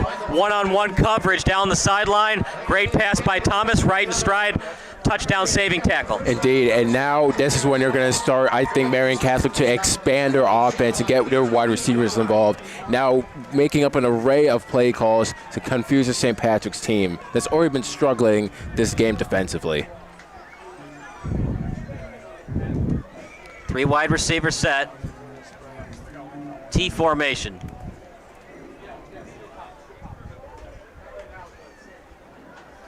Fakes the handoff, quarterback draw to the sideline. Thomas takes a hit, goes out of bounds. You'd like for your quarterback to get out of bounds a little bit sooner. Yeah. But he's got some size on him, so he can take a couple of those. Indeed. Thomas has already shown he is not scared of physicality at all. We saw that earlier in the drive here, and he's showing it once again more. But again, as you said, Kyle, maybe get him out of bounds a little bit quicker. We need it for the rest of the season.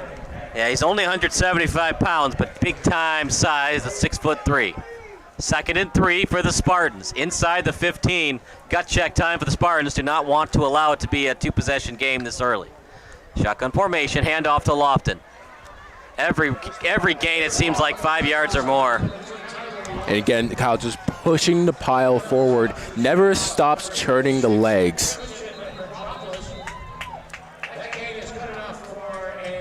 They'll stop the clock at 2:16.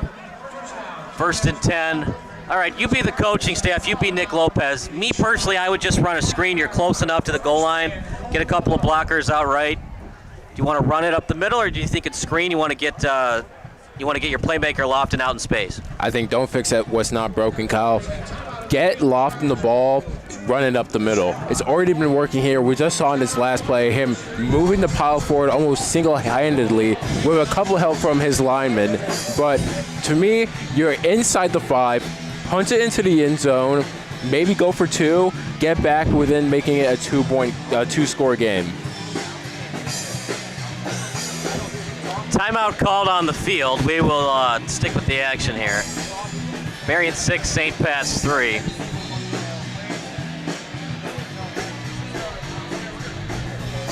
What I don't like from St. Pat's partner is they really haven't had an answer yet for Tyler Lofton. Now with the timeout being called, Maybe it helps your defense regroup a little bit, think about it. But talk is cheap. You got to find a way to produce, and struggling with the open field tackling. I don't know how that. It's not going to get any easier for the Shamrocks. Quarterback keeper for Thomas. Does not get any yardage that time. 2nd and goal at the 5.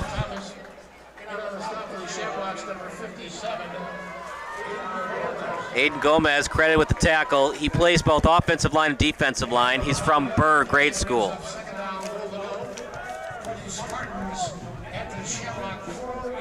And Marcel, unless they get sacked for 5 or more yards, it's most likely 4-down territory for the Spartans. Yeah, I don't see why not go for it the way your offense has been rolling so far. If you give the ball to Lofton, or again, maybe do a little out route, curl route to get the ball in the end zone. So we're going to go here with Lofton. Looking to get that goal line stand. They stand up on Lofton. Better response here from the St. Patrick defense. Bending but not breaking here, as they want to keep it still within reach for their offense to be able to produce.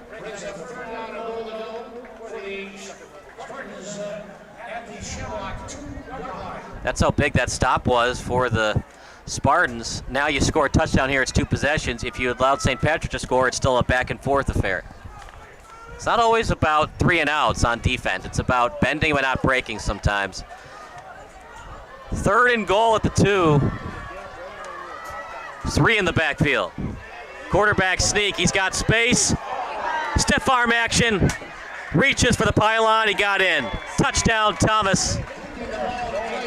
This dynamic duo of Thomas and Lofton, partner, they are just lethal in the open field. Kyle, we saw during our pregame interview with Kyle Thomas before the game, we were talking about how much of a dual threat him and Lofton were in the backfield on the ground, and he said together they are amazing together and almost unstoppable. And so far, he's proven that point to have been right. 2 scores by both of them on the ground. This is a darn good St. Pat's team. They beat St. Ignatius, who has just been unstoppable since they lost St. Pat's.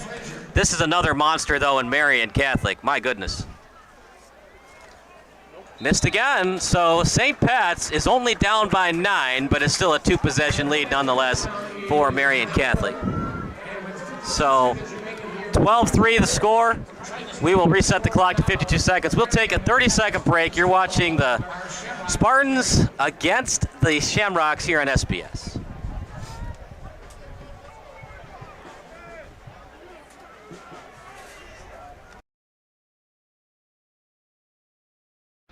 Missing your child's sporting event just plain stinks. But you don't have to worry about that anymore, thanks to Sports Broadcast Solutions. SBS is a live broadcasting network, as well as covering your on-demand needs, recruiting videos, highlight reels, and much, much more. We can broadcast live to any website, and we also post as much on-demand content as you need. For more information about SBS, check out our website at sportsbroadcastsolutions.com. Sports Broadcast Solutions, Kickoff coming up for St. Pat's.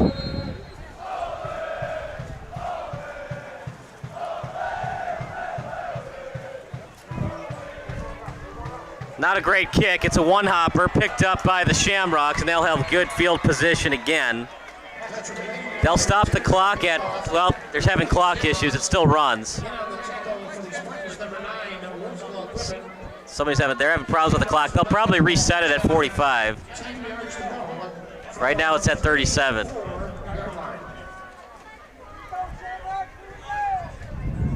Ball placed at the 34. 1st and 10 for the Shamrocks. They got close. They were in the red zone, but they were stopped at the 12 and then had to kick a 29-yard field goal. 5 wide receivers set. Nobody in the backfield. Dustin looks downfield. He's got a man. Oh! He had 2 wide open receivers and he missed them. Looked like the intended receiver was his tight end, Asai Cinceno, who's actually listed as a wide receiver on the depth chart.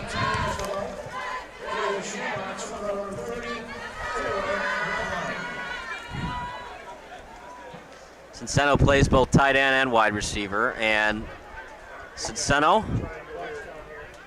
will switch to the trips formation. Trips out to the left.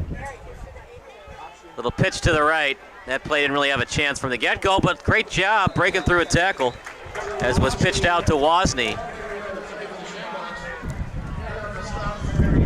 good effort from Washington there, trying to make something out of nothing, breaking a couple open arm tackles, and at least making a doable 3rd and 5 down conversion.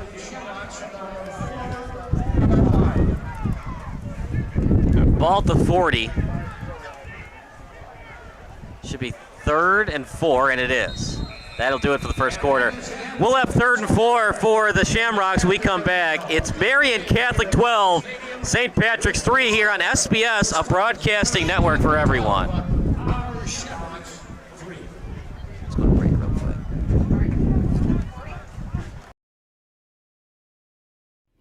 Sports Broadcast Solutions is a broadcasting network for everyone. For those of you who would like to broadcast or live stream your event, or maybe make a highlight tape, but would like a sponsor to fund the event, SBS has a myriad of ways to advertise your sponsor during our broadcasts. We have commercials. We have on-air reads by the announcers. Albatross Physical Therapy and Wellness specializes in pain-free. We have graphics, and we have watermarks. Finally, Sports Broadcast Solutions can create a commercial for you or your sponsor. Whatever your sports broadcast needs, we are at sportsbroadcastsolutions.com. Check us out and become part of the digital sporting world. Well, partner, we said that it was going to be a test for Marian Catholic. They're up to the task, especially Tyler Lofton, getting closer and closer to the 100-yard mark. Indeed, and he's just going to keep turning his legs, I think, and I think they're just going to keep handing him the ball, Kyle. Kyle Thomas as well, getting in on the action on that last drive for a score. And we're going to see Marian Catholic defense so far. I mean, it's only a field goal on a one drive for St. Patrick, but haven't really been tested that defense yet. So hopefully St. Patrick has something up their sleeve. St. Pat's 3rd and 4. Dustin, clean snap, looks downfield. He's got a man underthrown, picked off. It's picked off by the Spartans, Austin Alexander, and turnover on downs. Not what you wanted, partner, but about as good as a punt. It's about a 20, 30-yard pass, and you punt it, sometimes you shank one, so about as good as a shank punt. Yeah, I mean, it really was kind of just chucked up there, Kyle. Really came down like kind of came down like a punt. Really easy interception there for the defensive back, Austin Alexander. Fell into his arms like a breadbasket. Be Marian's possession with a chance to really make it hurt for the St. Patrick faithful. This is a Marian Catholic team. They're no slouch. This is a team that deserves to be 3-0. They're showing it today. They've done everything well. Defensively, offensively, running the football. All 3 phases have been good. Out to the right. Big time hit. Picking him up and throwing him to the turf. Trevor Wozni. Great tackle there from Wozni. Really doing it all for the St. Patrick's offense and defense so far. Really kind of been one of the highlight points for St. Patrick. Great tackle upending Thomas there. 2nd and 10 for the Marian Catholic Spartans at the 31.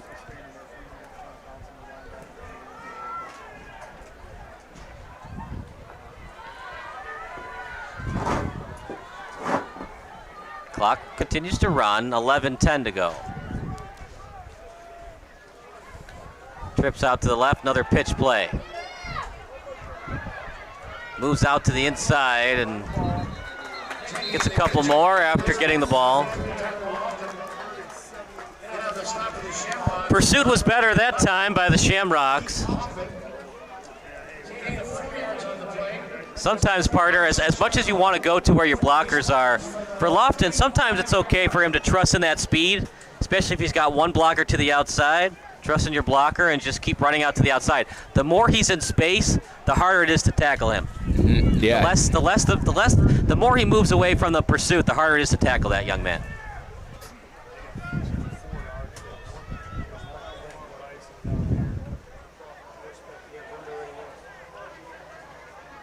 Almost offside by the Shamrocks. Clean pocket. Overthrown.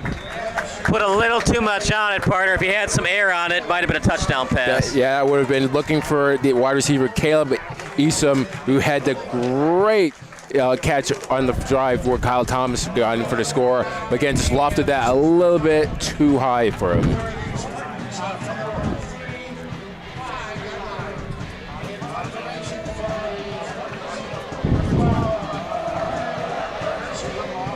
4th and 4 for Marian Catholic. They're up by 9, so no need to go for it this early on in the game. Maybe if it was 4th and 2 or 4th and 1, you'd go for it, not 4th and 4. But you've got Lofton, man. If all you need is 4 yards, sometimes it's worth the risk. But up by 9, probably just want to punt and play defense. Defense has been excellent tonight. Should be a false start against the Spartans. Early to move was Roosevelt Griffin. Yeah, I think the flanker there, Kyle, just got a little bit aggressive getting off his line.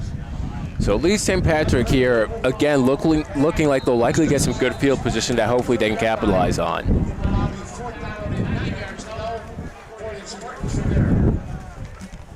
That'll move him back 5 yards. Good snap. Kick is up. It's a beauty. That brings the return team all the way back inside their own end zone. Beautiful punt by the Spartans. Eric Sebastian, the 5'7" kicker/punter with an excellent punt. And now the Shamrocks will have to start at their own 20. Yeah, never mind about my comment about the field position, Kyle. That punt was absolutely belted downfield into the end zone.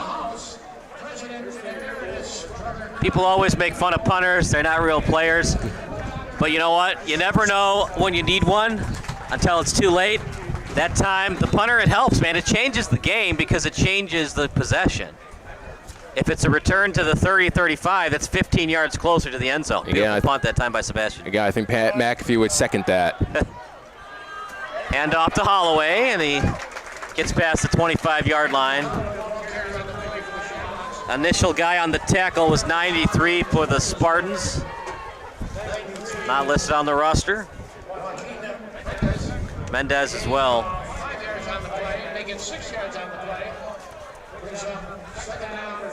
2nd and 4 for the Shamrocks at the 26-yard line. 2 wide receiver set, 1 in the backfield. Handoff. Holloway takes his time. Good hesitation move. Sees a hole developing. Runs through it. Gets to the 35. It's all about eyesight, partner. Sometimes as tailback, you got to be patient, wait for the next hole to develop. And then with your interview pre-game again, Kyle, I'm going to bring it up again. One of the things Anthony said that he thinks is a positive in his game is his ability to find the hole and then explode through them and then find those marginal gains. Again, using his legs, turning down the field here. This is a bright spot for St. Patrick. That time it was well read by Griffin, looking to make up for his false start earlier. And the slow developing screen to Leiden read well by Griffin. Lost a lot, 4 yards.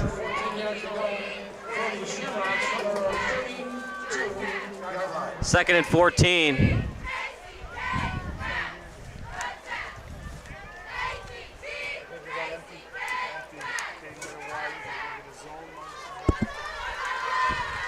St. Patrick taking their time on offense, eliminating the possessions. 5 wide receiver set, Dustin in the pocket, looks downfield, and it might have hit the top of his offensive lineman's helmet. Meanwhile, it's 3rd and 14. It's either that, or I think maybe the Marian Catholic D-line there got some pressure to get in Dustin's face. 3rd and 14. Partner, you want to be aggressive here, but also you have to be a little conservative because you don't want to throw it into a tight window and give Marian Catholic great field position. Indeed, yeah, you don't want to do that. I think if you're here, you want to make maybe a safe bet, maybe a little curl out outside. That's the one thing that St. Pat's didn't want to do. The intended receiver, Mikey Brosnan. It's all Marian Catholic today. That's now 2 picks off Dustin. What a performance by the Spartans. Caden Jensen, number 40, defensive back there, getting the interception, reading the play like a book, saw the screen they were trying to get outside to Holloway, and picked it right off the route. I mean, that's something that the young quarterback's going to have to learn. Sometimes it's okay to take a sack or even an intentional grounding. The one thing you can't have there is an interception. Indeed, Kyle. Sometimes you guys have to live to learn another down. It's still only the 2nd quarter, and it's still a 9-point game, but it might be extended here with Marian Catholic now back on offense with great field position. Yeah, you got to throw that ball at the feet if possible. Hand off to the left and a big-time hit. Started by Burt. It was finished by Gomez. Well, if St. Pat's can keep them out of the end zone, because Marian's missed their 2 extra points, 15-3 on the kick, still wouldn't hurt. I don't know if Marian feels comfortable with their place kicker right now. I don't think they do, Kyle. If they score here, they'll probably go for 2, I think. Yeah, most likely. You could be in a situation, too. Let's say it was like 4th and 10 at the 24. You could just do a pooch punt if you don't feel comfortable kicking the field goal. Lofton, my goodness, what a player. He's still on his feet. Past the 25. Once again, making something out of nothing there. Blocking wasn't exactly great that play, but nonetheless, shedding a couple tackles and at least got some marginal gain there to make it 3rd and long. 3rd and 7. The kicking game has not been good for Marian Catholic, at least not field goal kicking. If you can get 4 yards, you probably go for it. If you lose yardage, you probably do a pooch punt. See what they want to do here, depending on what happens on 3rd and 7. Wing T formation. Handoff, that time well read by the Shamrocks. Getting a couple are the Spartans. Handoff to Lofton. Alexander on the tackle. On that read option there, I think maybe Kyle Thomas maybe could have kept it there, Kyle. Yeah, nice little lane right up field there, and some decent blocking, but nonetheless handed it off to Alexander.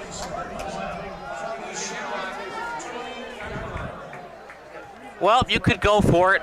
And on the other side of the coin, for Marian Catholic, don't throw a pick. Just if it's not there, just take the turnover on downs. Yep, don't force it. Now, obviously, if you want to go for broke and you want to throw an interception in the end zone, that's fine because it just becomes a touchback. But if it's not there on the screen, don't force it to potentially become a pick 6. Yeah, they're going to talk over that, about that scenario that you're talking about, Kyle, taking a timeout. So each team now with 2 timeouts left. We'll update that on the board, and we'll take a 12-second break. It's Marian 12, St. Pat's 3 here on SBS.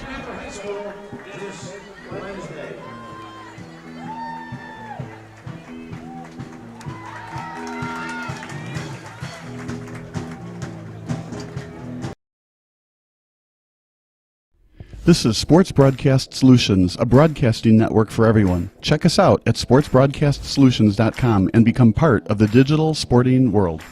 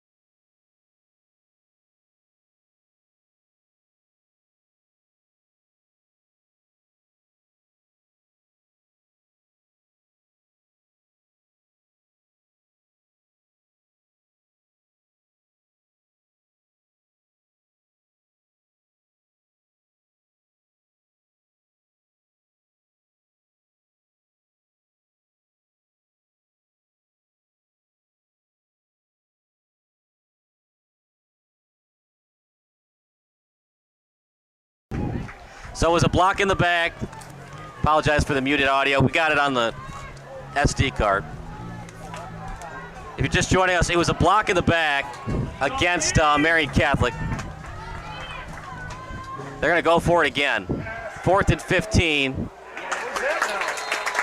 Looking for defensive pass interference. Could have gone either way, partner. I like the no call, but I can understand why you'd want that, as might have been a hand on the hip of the wide receiver for the Spartans, but that time they let him play on, and we'll stop play at 4:57. That was big.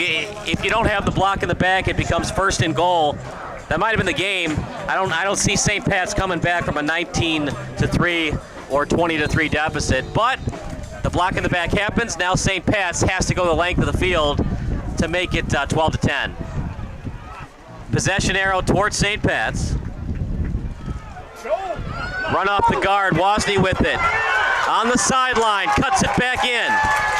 Past the 45. First and 10 for the Shamrocks as the chains move.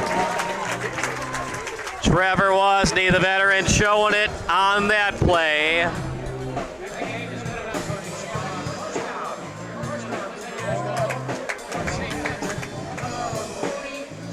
He's a little guy. He's smaller than me. He's 5'9", but he's a lot faster than I am. Yeah, he definitely has some jets on him. 3 wide receiver set. Shotgun formation. Little pump fake. Rolls out to the right. Nothing there. Oh, look at that! The up and under move, and he gets to midfield. Great improvisation there from Dustin. Shaking the tackle, getting downfield for a few yards there. Now we're starting to see St. Patrick get into a little bit of a groove now. They're not completely out of this yet, Kyle. We may have a game on our hands here nearing towards the half if they can get maybe some points on the board. As John C. Riley would say, a little shake and bake action there from the quarterback. 2nd and 7. Fakes the handoff. St. Pat's looking for a hand to the face, but I think he got the neck, not the face mask. That's such a tough call to make, too, partner, when the quarterback's about to go to the turf and the defender accidentally gets the top of the helmet.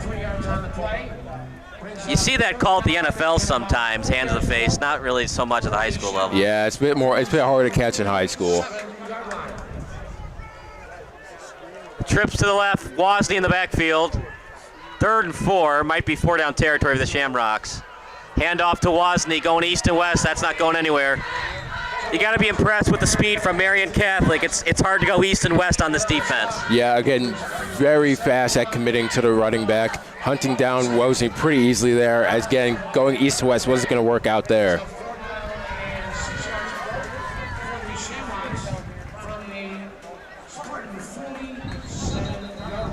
St. Pat's going to talk it over. They've got 1 timeout left. This will be a 60-second timeout. We'll take a timeout as well. It's Spartans 12, Shamrocks 3, here on SBS, the broadcasting network for everyone.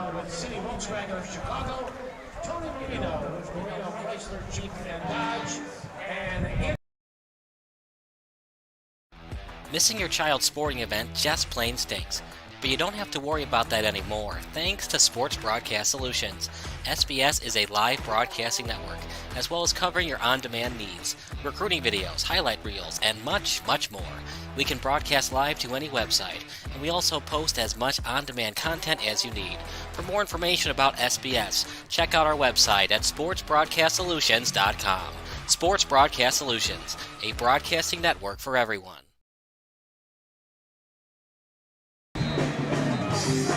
12-3 lead for St. Pat's. It's been a team effort for Marian. This actually could be worse. They had a 1st and goal, but because of the block in the back, it got called back. It's almost been a perfect game for Marian Catholic thus far, except for the special teams on the extra points. 4th and 6 might possibly be the play of the game. 5 wide receiver set. Clean pocket on his back foot. Picked off again. That's the 3rd pick of the game for the Spartans. Goes upfield with it. Still on his feet. What a pick, and the return, that time by Austin Alexander. You got no choice, partner. It's 4th and 6. That's an interception I don't mind because you got to convert anyways. Problem is, I'd like for you to step in your throw. I know as a quarterback you don't want to take hits, but it's a lot harder to complete on your back foot than when you step into the throw. Yeah, again, looking for a Cinceno there, the wide receiver, just out of reach there, and intercepted by Alexander. Not a great start for Dustin, not a great half for Dustin, as a matter of fact, but again, that's one you can live with there. Yeah, I mean, you got no choice. It's 4th and 6. Either convert or they get the ball back anyways in good field position.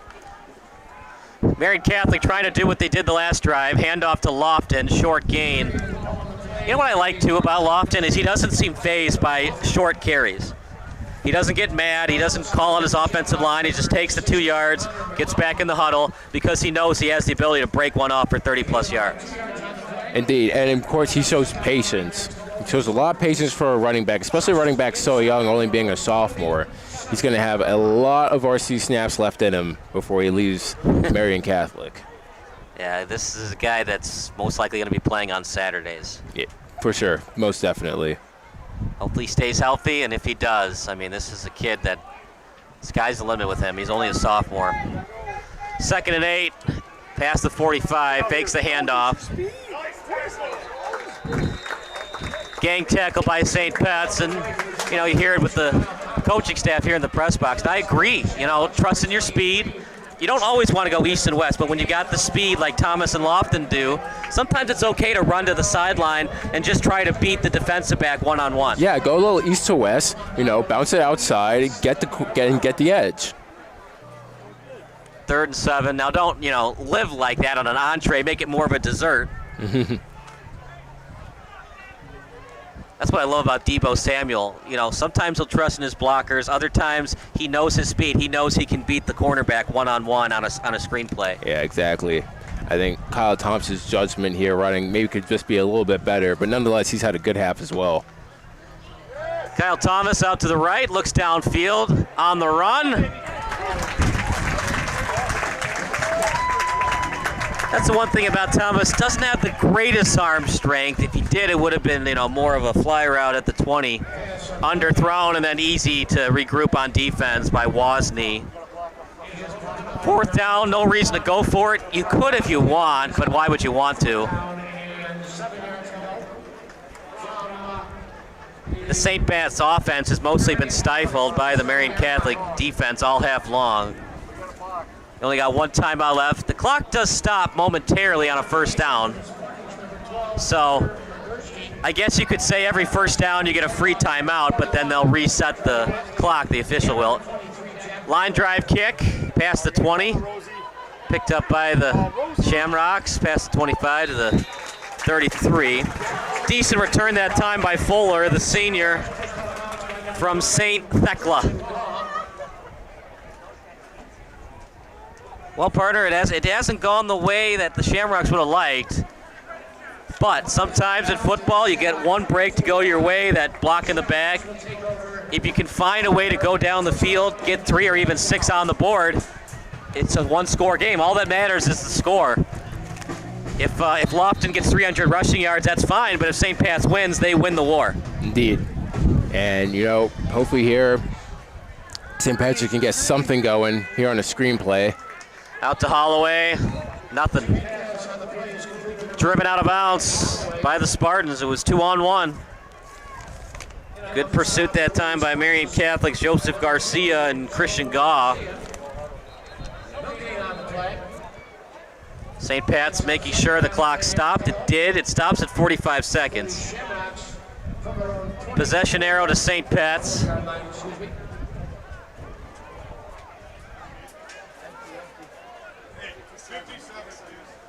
And St. Pat's wants a clarification. Up here they're saying 57, so they reset it to 57. It's St. Pat's possession arrow. And that's big. An extra 12 seconds is huge in the game of football. Shotgun formation. Clean pocket for Desson. He rolls out to the left. Looking downfield. Fakes a pass, most likely a hold against the Shamrocks, and then driven out of bounds. Yeah, that's sometimes the problem with scramble drills is the offensive line has pass protection inside the pocket, and then once the quarterback rolls out, it's hard for the offensive lineman to let go of the defender. Yeah, it's hard to contain them, of course. I mean, you already set the edge from blocking, setting up the blocking quarterback in the pocket. But again, once he scrambles out, it's a bit hard to do that. That's what they work on a lot in practice. Russell Wilson, Justin Fields, a lot of these dual threat quarterbacks, they tell their offensive linemen, trust in me, if I roll out, just let go. You know, if I get hit, it's on me, but you can't hold because then we're back 10 yards anyways. Just resist the urge of holding the jersey.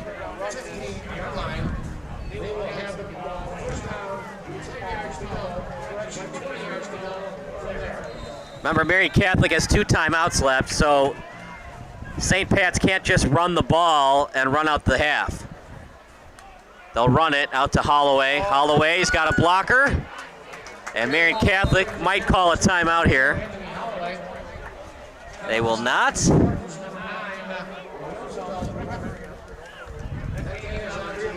And St. Pat's originally looked like they were just going to go in the half down 9. Now they go hurry up again. 3 wide receiver set out to the right. Looking downfield.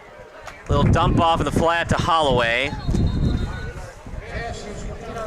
And he's tackled out of bounds that time by Garcia. There is a timeout on the field. Second time out of the half for Marian Catholic. We'll stick with the action. All right, if you're the coaching staff, if you're Luke Mertens for St. Pat's, do you want to do a couple of plays for Hail Mary, or just want to take a knee, go into halftime down 9? Honestly, why not take one down the field, Kyle? I mean, you're only down 9 points realistically. It's not really enough time for Marian Catholic, even if they got back on offense, to do anything significant with it, because they don't trust in their field goal kicker. So take a shot downfield. Why not? You already proved on your last drive that you can get some yardage downfield. Of course, handing the ball off to Anthony Holloway has been a big help. Trevor Wozy making a couple of big plays offensively and defensively. So I say here, why not take a shot? If you can pull it off, changes the momentum drastically. Got to know the arm strength of your quarterback. At this level, you'd like to get to the 40. At the NFL, the 50 is fine. You got one timeout left. However, it's 4th and 11. They're going to do the safe thing and kick.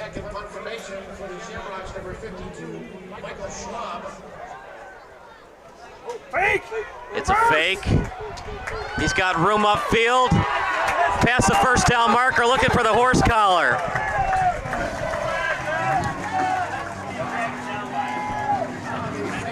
St. Pat's wants the horse collar, but remember, partner, it's not a tug at the jersey. It's got to be inside the horse collar for it to be called. What a call there from St. Patrick, going for the fake punt. We didn't expect that. We thought they'd take a chance, but not like that though, Kyle. Good defense by Marian Catholic too. They had a feeling it might happen, so they had everybody come up, meet the ball carrier, make sure it's not a touchdown. You got one timeout. Now it's 7 seconds.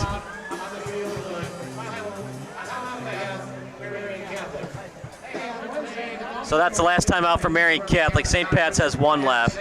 If you want to, Parter, you could try to do one of those like out routes quick, or you do like a little dump off in the flat, then you do like a wide receiver slide, and then you call timeout to try to get 5 extra yards. I don't know. Probably you just want to do the Hail Mary now. You're inside the 50. Depends on how big the quarterback's arm is. Yeah, depends on Dustin's arm strength, but also his confidence too here, Kyle. We got to remember, he's thrown 3 interceptions here this first half. That's going to do anything for a high school quarterback. You could also do like a 10, 20-yard pass and do 10,000 laterals. A lot of different options. But here we go. This is what makes football fun. A potential Hail Mary to end the half. We'll see what St. Pat's wants to do.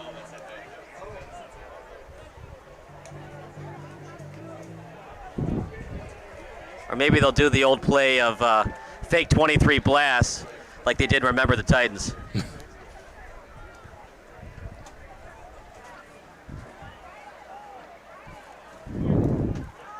I've seen that movie way too many times. Fake 23 blast with a backside Georgia reverse. I think they ran they were at the 25-yard line, their own 25, and then they did a double reverse with the quarterback out in front blocking for the win. 3 wide receiver set, 1 in the backfield. Don't know why you have them in the backfield. You need as many wide receivers downfield, you would think. Marian Catholic, 30 yards down the field. Clean pocket. Dustin needs to step up. And they just didn't have enough time to get it downfield. Incomplete pass. We didn't get the Hail Mary we were expecting, and that does it for the first half. 12-3. Let's give grades for the first half, partner. Marian Catholic, it's an A++. St. Patrick's, I'll give him a C+. It was average. I'll give a C-, Kyle, I think. I think offensively, Dustin just he needs to elevate his quarterback play. I mean, he made a couple decisions that I think just weren't smart, and I think that they need to maybe have some better play calling, get some more shots going down the field, give Holloway the ball more. I mean, he only got a few number. You see, Marian Catholic was handing the ball off to Lofton almost every other play. They didn't do the same thing with Holloway to get the ground game going. Get downfield. Get in the red zone. Yeah, I mean, that's the problem, too. Has the quarterback's confidence in Dustin, is it shattered now that he's thrown 3 picks? So you have to think about that, too. Do you want to just hand it off in the second half? You also got to know what the score is. If Marian Catholic scores again, they're probably done doing extra points because it's not looked good today. So they would make it 18-3 with a touchdown, then they would go for 2, so it would either be 18-3 or 20-3 on the 2-point conversion attempt. Then you got to pass the rest of the half, but you got to talk to Dustin, see how he feels with his confidence. We'll take a 5-minute break, then we'll give you some more halftime analysis of St. Pat's against Marian Catholic here on SBS. Yeah, just a water. Here, I'll give you some cash. Here's a 20. Can you get us a couple hot dogs, too? Thank you. I have the mouse. I fucking forgot. Do you want it? I'm good. Okay. Appreciate. Do you remember the Titans reference? Yeah. Appreciate it.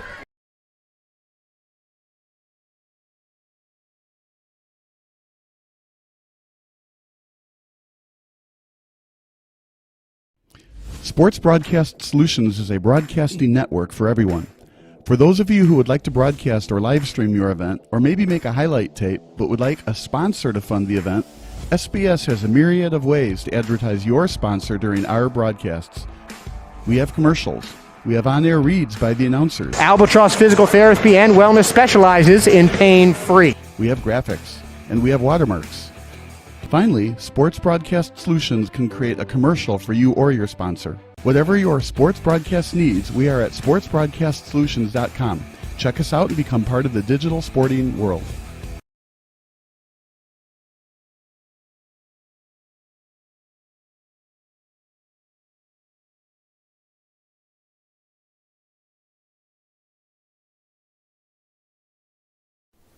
Sports Broadcast Solutions is a broadcasting network for everyone. At SBS, we offer a professional broadcasting experience for the non-professional athlete. Just like the pros, we offer everything for you. Play-by-play commentary. A no-hitter at Kane County Stadium. 15 strikeouts, 1 walk, 1 error, and that's it. Color commentary, highlight reels, recruiting videos, and much, much more. Unlike our competitors, we zoom in on the action and always have a live scoreboard with a live time code. If you're ready to have your next sporting event feel like CBS Sports, then make sure to call Sports Broadcast Solutions today.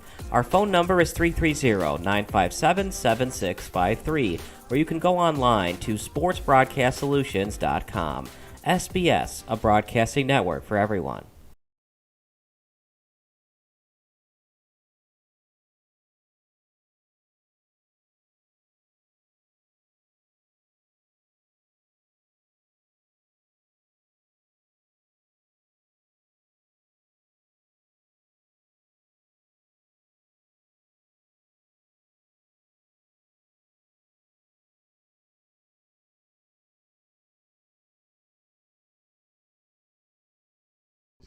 Sports Broadcast Solutions is a broadcasting network for everyone. Let SBS broadcast your sporting event.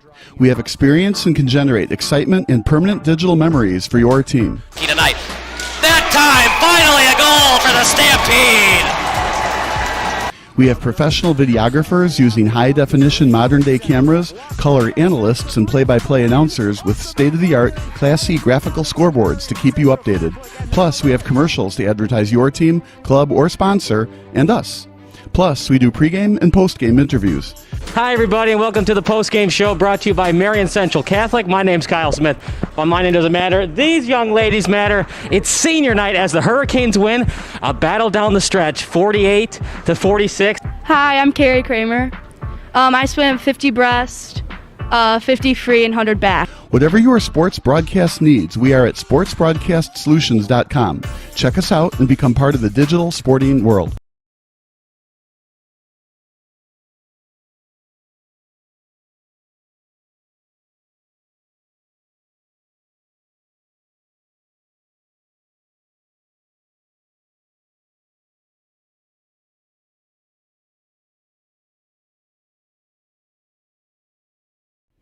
Sports Broadcast Solutions is a broadcasting network for everyone. For those of you who would like to broadcast or live stream your event, or maybe make a highlight tape, but would like a sponsor to fund the event, SBS has a myriad of ways to advertise your sponsor during our broadcasts. We have commercials. We have on-air reads by the announcers. Albatross Physical Therapy and Wellness specializes in pain-free. We have graphics, and we have watermarks. Finally, Sports Broadcast Solutions can create a commercial for you or your sponsor. Whatever your sports broadcast needs, we are at sportsbroadcastsolutions.com. Check us out and become part of the digital sporting world.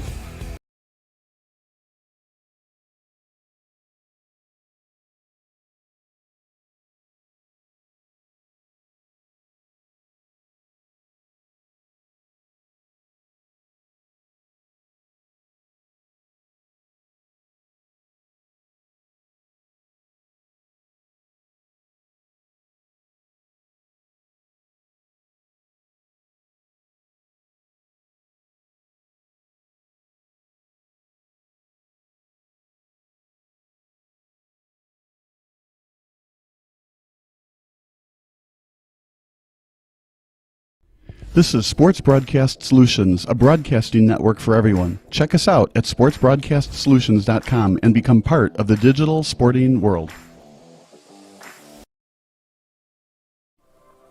Hey, this is Sarah Greenfalk here of Psych Edge. Do you want to learn how to improve your performance, improve your confidence, improve your resilience? Coming this fall, Psych Edge is releasing 5 workshop classes that will give you the skills to accomplish your goals with increased confidence and resilience. This is your opportunity to learn all the main psychological pieces of mental training in one place, plus the process I've developed to build these skills. Go to my website, psychedge.club, and sign up for my monthly blog emails, which will include the updates on the class release.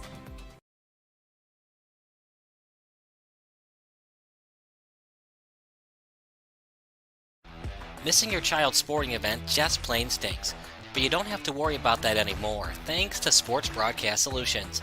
SBS is a live broadcasting network, as well as covering your on-demand needs, recruiting videos, highlight reels, and much, much more. We can broadcast live to any website, and we also post as much on-demand content as you need. For more information about SBS, check out our website at sportsbroadcastsolutions.com. Sports Broadcast Solutions, a broadcasting network for everyone. Back to the action at Triton College, the halftime show brought to you by the St. Patrick High School Athletics Department. It's 12-3 in favor of Marian, so St. Pat's will get the kickoff in the second half. Partner, I don't know if anybody can beat this Marian Catholic team right now with Tyler Lofton and Kyle Thomas in the backfield. So hard to stop, especially when Lofton gets out in space. We saw that St. Pat's was making a somewhat of a concentrated effort. Also, Lofton was breaking it more towards the middle, allowing it easier for St. Pat's to gang tackle and pursuit on the tackle. But wow, what a first half that we saw from Marian Catholic. But because they missed those 2 kicks, if St. Patrick can get a couple of touchdowns, or even a touchdown extra point, or a field goal, they could still sneak by with a win today. They could possibly. I mean, if you're Marian Catholic, you came out of that first half thinking, why don't we have 3 touchdowns on the board? A couple missed opportunities. Of course, that one flag they had on that one drive that got called back. You can really say that they should be up maybe 2-3 scores right now. But St. Patrick is still in this, and they have a fighting chance. So we'll see what they can do coming out here in a second. Yeah, mathematically they're still in it. We did not see a good half of football, though, from their quarterback, and Nicholas Dustin. No. 3 interceptions, not the half he wanted, obviously. And we'll see what kind of adjustments that the young quarterback can make in the second half. I mean, it's a different style of offense for the Shamrocks this year. They're more of a dynamic passing attack, whereas Jermaine Young, they would rely on his athleticism. He was more of an athlete than a quarterback playing in the position. They have Dustin. When he's throwing the ball, they can make plays, they can win games. When he's not throwing the ball well, we saw a couple of weeks ago they got dominated by Notre Dame College Prep.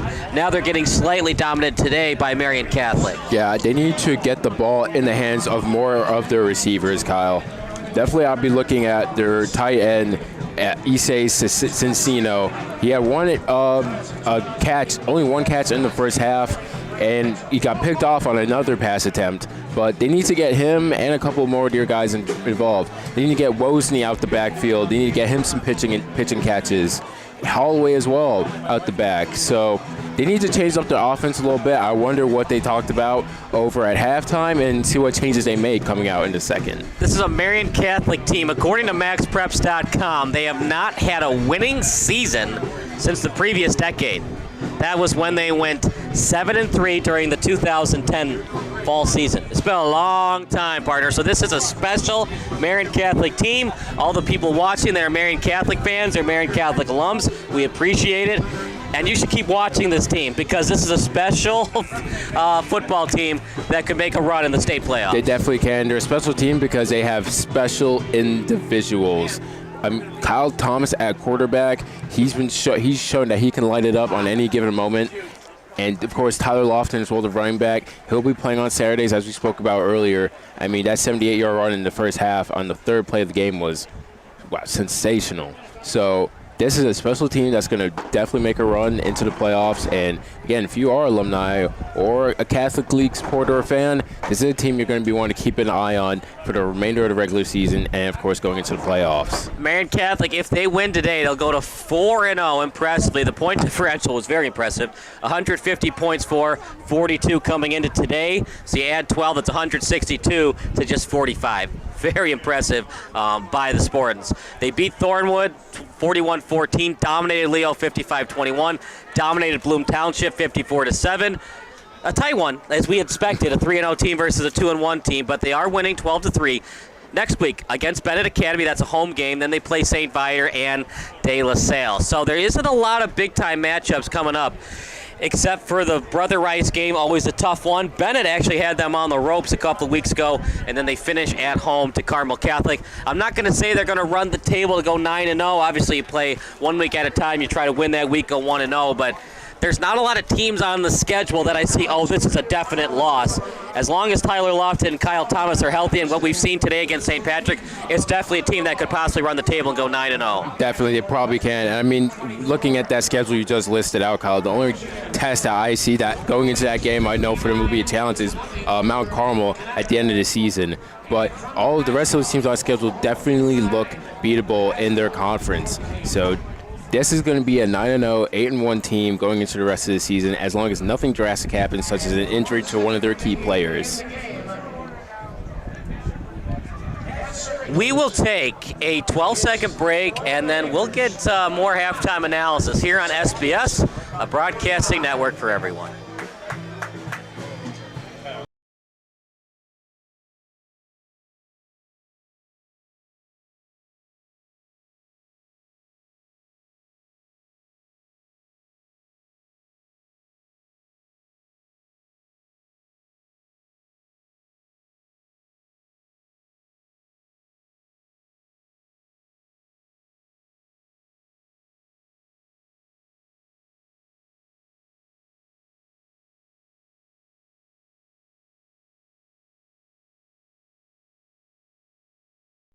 This is Sports Broadcast Solutions, a broadcasting network for everyone. Check us out at sportsbroadcastsolutions.com and become part of the digital sporting world.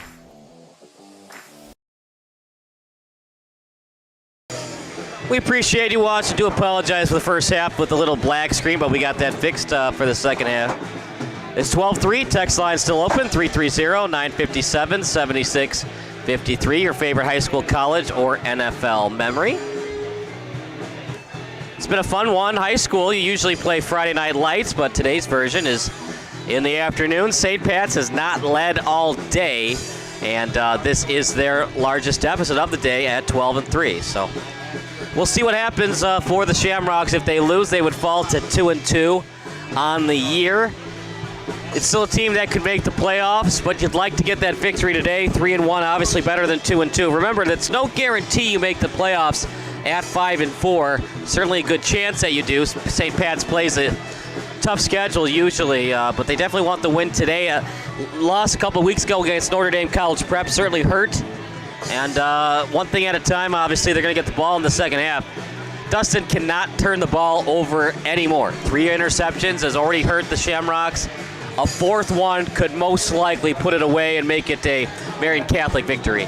I mean, yeah, St. Patrick during that first half, and coming into the second, Kyle, they're going to be on their heels, especially that defense. They're going to have to be able to bend and not break and keep it within a respectable range so that St. Patrick can get back into this game. Here we go. Kickoff about to happen. The second half brought to you by Sports Broadcast Solutions, broadcasting network for everyone.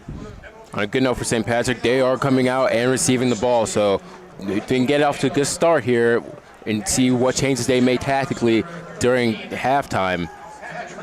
Maybe they can come out positive and change the momentum.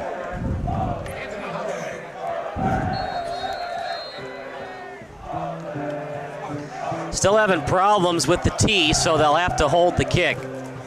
Good hold, an okay kick, and bad decision, partner. Just let that kick go out of bounds. Don't try to catch it like that. Yeah, I mean, if you let it go out of bounds, you would have gotten better field position, right? But on the return was Patrick Lydon.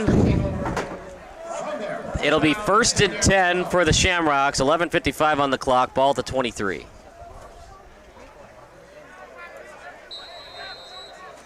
Three wide receiver set. One over to the right. Dustin did not have a good first half. We'll see how he adjusts after halftime.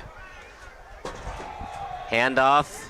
They go east and west with it. And Wozni able to strength his way forward past the 25. Griffin on the tackle. Ball to 26. 2nd and 7 for Marian Catholic.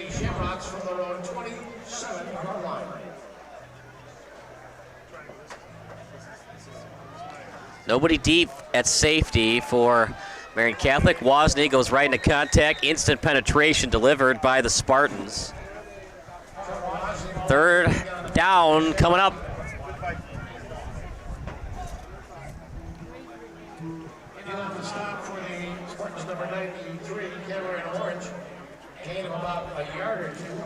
You know, it seems like it's been a completely dominant performance by Marian Catholic, and it kind of has been, but at the same time, it's only a 9-point game. You get a touchdown and a field goal, you win the game. In the pocket, stepping into his throw is Dustin. 1st and 10 and more on the completion. good job there from Dustin, feeling the pocket, having awareness to just scramble out there and then get the completion.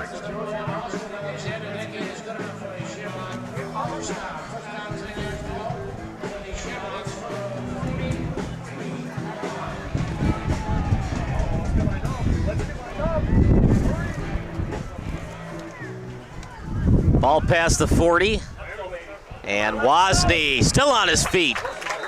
Brought down just short of the first down marker. He was drilled that time by Christian Gaw. It was a high hit, and he just pushed him to the ground. It'll be 2nd and 1 for the Shamrocks at the 48. Trips over to the right, one in the backfield. Dustin thought about going hurry up. Instead of slows it down, looks to the sideline for the call. Might be a pass. You've got another play to work with. Handoff to Wozni. Stiff arm, still on his feet at the 40, at the 35, close to the 30. Trying to deliver the open field hit was Alexander. Slow to get up. Alexander, his head is still on the ground. You hope it's not a concussion. They need him, partner. He had a big interception in the first half. He did. He's been making plays all over the field and also contributed offensively as well. And it looks like he is holding his head, unfortunately. You hope it's nothing too serious. It's a zero tolerance policy for concussions, so he's got to go to the tent immediately, get checked out. We hope the Marian Catholic Junior is okay there. And He's it looks getting like up. Got back to his feet. He's walking off on his own power. Still, if it's to the head, he's got to get checked out, so you would assume he's going to be out for more than 3 plays. Anything non-head related is only 1 play at the IHSA. He's got to get checked out.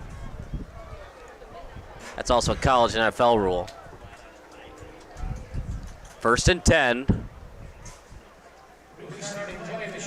Nothing good about an injury, but it does allow Marian Catholic to regroup and talk about it a little bit, reset their defense. 3 over to the right, 1 to the left. Hand off to Wozni. They get cute with it, and that time Marian Catholic read it all the way.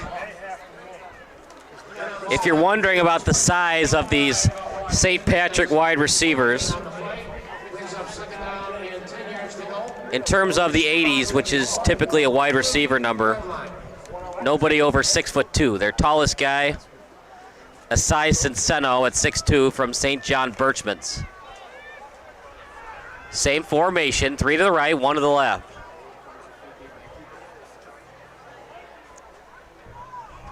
St. Pat's taking their time. Only down 2 scores, incredibly. As good as Lofton's been today, they're still only down by 9. Clean pocket for Dustin. Surveying the field. Open man! Just a little too high. Oh boy, it was a beautiful route run that time by Cinceno. That was a touchdown, Kyle. It's just not Dustin's day. He's just off. Off, but not by much. Just a little bit over the tip of the hands of the receiver. That Oh man, that could have been a game changer. Absolutely. And Alexander looks like to be back into the game. Thought it was the head, but they're going to say it was a non-head injury. He's back in. Hand off to Wozni, right up the middle. 1 man to beat, and a potential touchdown saving tackle delivered that time by 91. Sorry, no, 71. That time was Eaton Orensaye.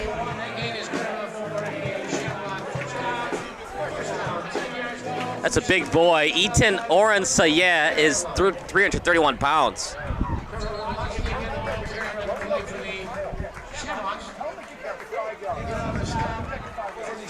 Well, partner, that's one way to do it. You have the incompletion, then you just run right up the gut with it, and Wozni does the rest. Yeah, that's been the highlight of the drive there. Running the ball with Wozni, right up the middle, being physical, right down the gut of the Marian Catholic defense. Ball at the 8-yard line. To Wozni. Reaches for the goal line. Touchdown, Wozni. Touchdown, Shamrocks. And just like that, partner, they're 3 points away from tying this game. Great physical run there by Wozni, just running through the defenders and stretching the ball over the line. Just like that, St. Patrick right back in this game when we thought they were down and out in the first half. Great opening drive in the second half. That's exactly what they needed. Big extra point. It's all about rhythm. Snap, hold, and kick. Good snap, good hold. Kick is right through the uprights. It's 12-10. Marian Catholic up by just 2 as Michael Schwab delivers. We will take a break. You are watching St. Pat's against Marian Catholic here on SBS.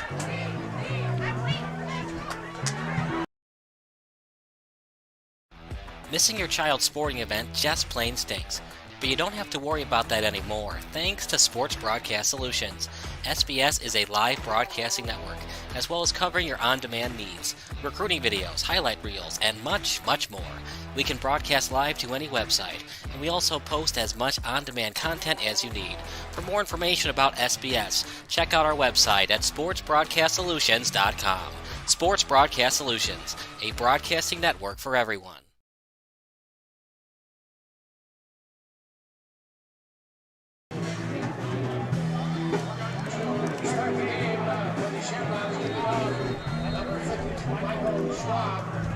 Schwab on the kick. It's a beauty.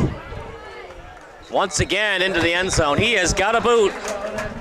And they might need him today, partner. They're only down 2. If they can hold Marian Catholic's offense, a lot easier said than done, but if they can hold Marian Catholic's offense, it might be down to Schwab to win it on a kick to make it 13-12. Oh, possibly that could be the scenario here. I mean, when you bring it within that scoring range, definitely looking at your kicker to make a play there. But what they want to do now here defensively is stop the run of Marian Catholic. That was the biggest problem in the first half. Well, the first test for Marian Catholic this season. Are they up to the task? They had an injury scare with Alexander, but he's back in the game. They fake it to Lofton, and St. Patrick was not fooled. Second and long coming up for Marian Catholic. They'll credit it to Aiden Gomez for the TFL. Wow, they say he got enough forward momentum for a no gain. I disagree. I think they got him before the line of scrimmage. I think they did too. I think Thomas got stuffed there, but he'll get the benefit of the doubt. Because usually for quarterbacks, especially once he's hit, they stop forward progress. Tailbacks, they give him an extra, second to dive for extra yardage, but quarterbacks, they stop the play typically right away. One in the backfield, handoff, not going anywhere. Well, we talked about in the pregame show, partner, it's a Marian Catholic team. They haven't had to pass a lot. Now, Thomas has actually looked pretty good passing the ball today. He's had opportunities to get touchdown passes. He's been a little bit long on the passes. Some of them have been right in stride. He's going to have to do with his arm a little bit for the Spartans to win this game. Yeah, he will, and that's something I don't know if he's too comfortable with. I mean, he had a couple of attempts there in the first half that should have been for scores, but he's going to have to find his targets and get the ball on the money here.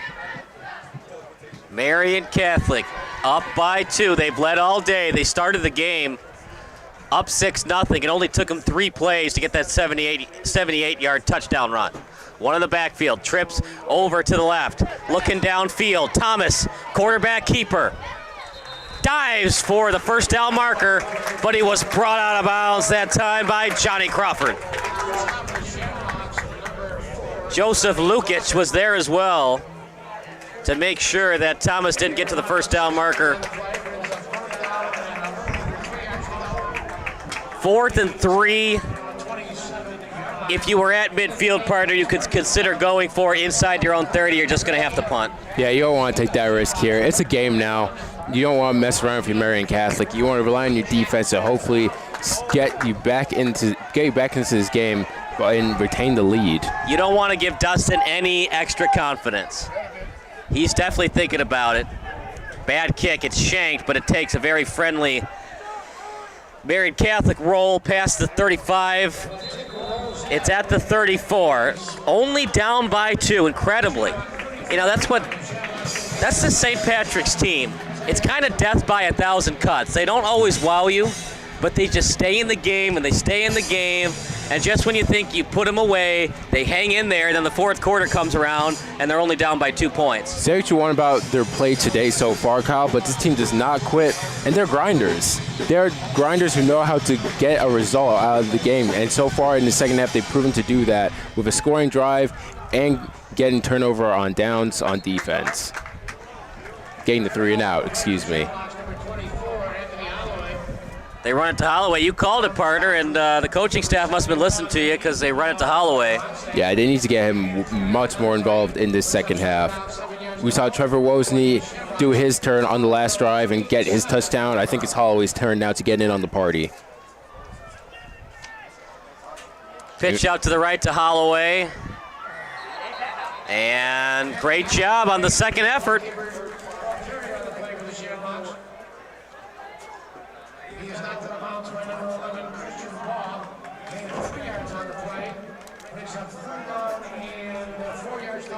It'll be 3rd and 4 for St. Pat's. Trips over to the left. 1 to the right. Handoff again. Holloway, great stutter step move. Dives for the first down, and he got it. Past the 45. Remember, they're only down 2. The touchdown's what they want, but they still take the lead with the field goal. Extra points, you don't think they're important until they are. It would be 14-10, instead it's 12-10. Faking the handoff. Dustin didn't get anything. In fact, he might have lost a yard.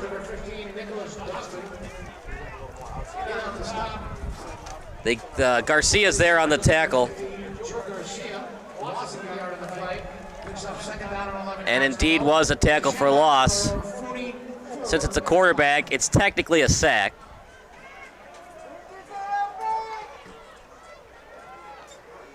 Check, 2nd and 11, under 5 to go in the third quarter. It's been a fast one here at Triton College. In the pocket, on his back foot, terrible throw, should have been picked again. Partner, if it's not there, you just got to either take the sack or throw it out of bounds. You just can't force it like that. Yeah, we're starting to see the same mistakes from Dustin again from that first half, forcing the ball into areas where the ball doesn't need to be. Has to lift the play another down, but nonetheless, he's came out this second half much more confident. There's confidence and there's arrogance. Sometimes there's stupidity. That was not a smart decision. Rolls out to the right. That time it's a good throw. Holloway past the first down marker. Down the sideline, still on his feet. Holloway with a big time catch in the flat. And a lot of yards after catch. And the Shamrocks move the ball. Now that there, Nick, is a smart play from Dustin there. Not looking downfield, not looking at those reads, checking it down the hallway and getting the big yards after the catch. This is a St. Patrick team. They can get good on offense. They scored 55 points on Marian Central Catholic. Holloway again.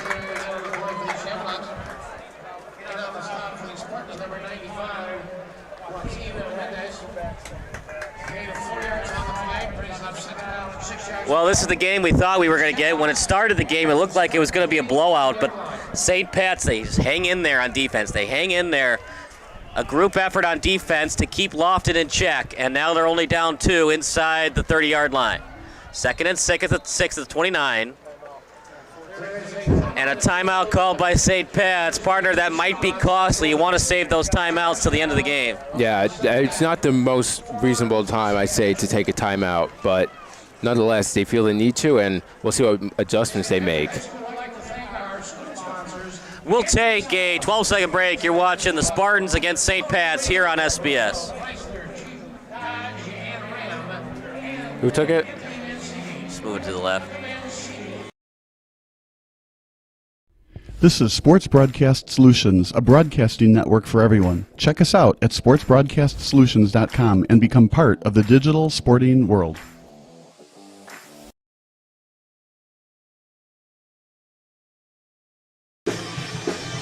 12-10 in favor of Marian Catholic. St. Pat's has not led all day.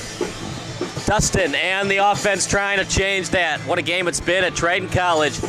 Marian Catholic looking to go to 4-0, but partner, they're going to have to earn it because St. Pat's is there for the answer. Yep, they are not going down without a fight. St. Patrick now right back into this game and making another drive here downfield using the run game of Trevor Wozni and, of course, their running back Anthony Holloway. So those two guys in the backfield are doing it all right now for St. Patrick's. Trips to the left.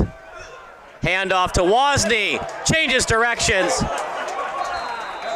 And he hits the ref accidentally. Hey, man, sometimes the ref might get a concussion. You got to get out of the way. Yep, man, the stripes. He has to move, man. Trevor Wozni in this second half came out for blood, ripping through loose tackles and getting the first down once again for the Shamrocks. 1st and 10. Ball inside the 20. Dustin wondering if it's a free play. They were indeed not offsides. 1st and 10 at the 17. They split out the wide receivers, one in the slot. Clean pocket for Dustin. He scans the field, rolls out to the right. On the move. Big time completion! Completed to Lemke. And that's what you want from your quarterback, partner. Take your time. First read, not there. Second read, not there. Third read, it was there. Exactly, and fitted that one right there nicely for the receiver. Putting it where the DB couldn't get it. 2nd and 1 at the 11. Handoff to Wozni. The first down and more. Touchdown 21. Touchdown Wozni. Touchdown Shamrocks. The Shamrocks have their first lead of the game. We got ourselves a ball game at Triton College. Trevor Wozni again answering the call with another vicious run through the Marian Catholic defense. Wow, say what you want about the Shamrocks in the first half, Kyle, but this team has grit. They do, and it's gut check time now for Marian Catholic. You're going to have to start passing the football to win this football game because St. Pat's has found something on offense. We saw some consistency on that drive. We saw more consistency from Dustin, and just like that, it's 17-12 St. Pat's. We will stick with the action here at Triton College Stadium, home of the Triton College the Triton College NJCAA athletic teams.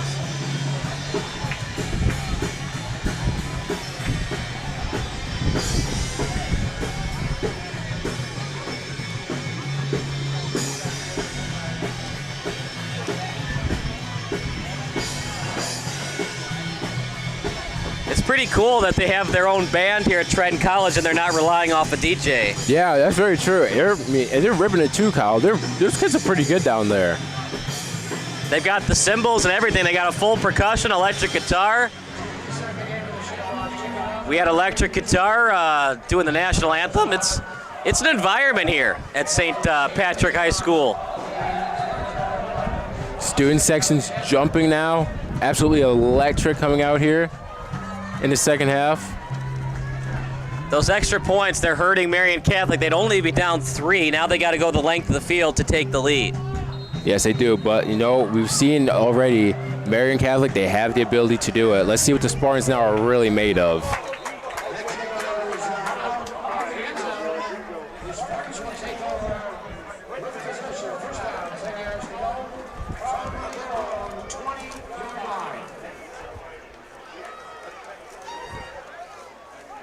What a game for Trevor Wozni. Was kind of shut down in the first quarter, and he has answered in a big way for St. Pat's.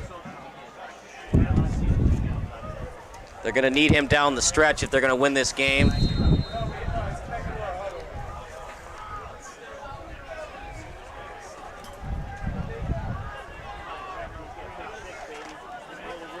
First and 10 as they place the ball at the 20. Handoff to Lofton. Nowhere to go. The pursuit was there, and Crawford finishes the play with a TFL. Great pursuit there by the entire St. Patrick's defense running downhill. Again, Marian Catholic, it looks like their play call is becoming a little bit predictable here, Kyle. They might want to change it up and start going through the air again.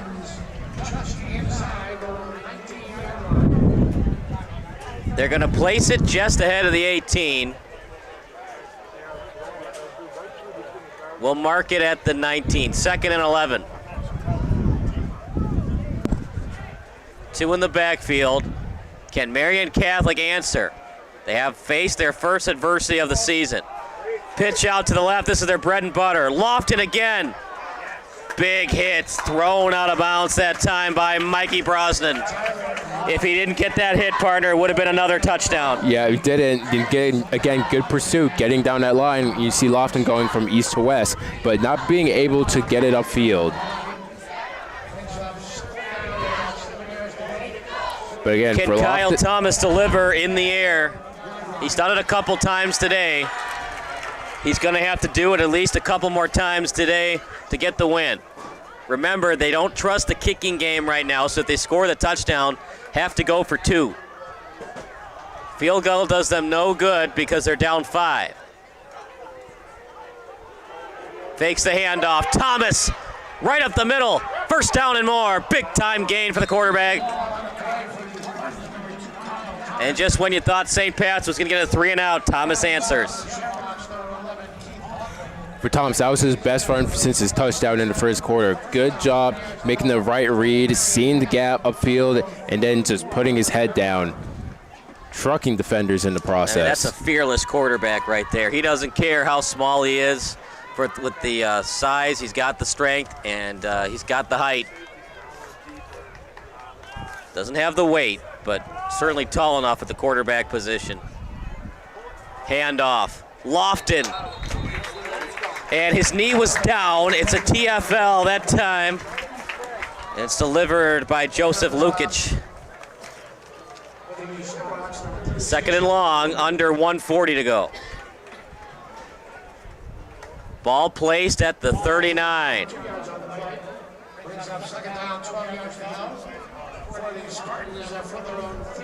Second and 12 for the Spartans.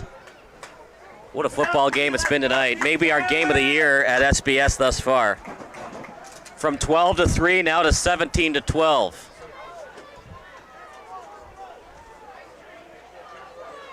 Shotgun formation. Fakes the handoff. Right down the seam. Completed to Alexander. Still on his feet. It's going to be a touchdown for the Spartans. And we talked about, could Thomas answer with the arm? He certainly can. What an answer by Kyle Thomas. It's proving that he is the dual threat quarterback. He really is. Going in the air to Alexander. Alexander, who looked like he was down earlier when we began the second half. What a way for him to come back and also make an impact on this game. Marian Catholic not backing down, proving that they can take a test. Have to go for two. Touchdown for Marian.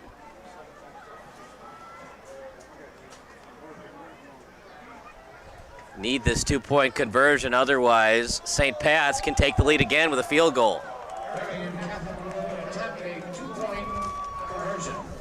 They're going to put the big boy, Bryce Glass, in the backfield as a lead blocker, most likely. Handoff. Got close. Where are they going to spot it? He's short. Big time stop by the Shamrocks. And just like that, Aiden Gomez there on the stop. A field goal would give the Shamrocks the lead once again. Good stand there by the St. Patrick defense. That changes a lot in this game, of course. Now they can take over and win the game with now only a field goal, as opposed to maybe having the possibility to have to go all the way downfield.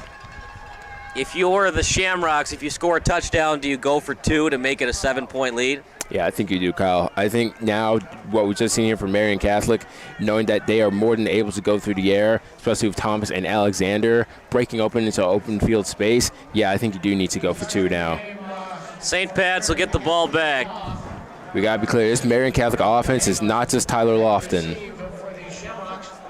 They have weapons.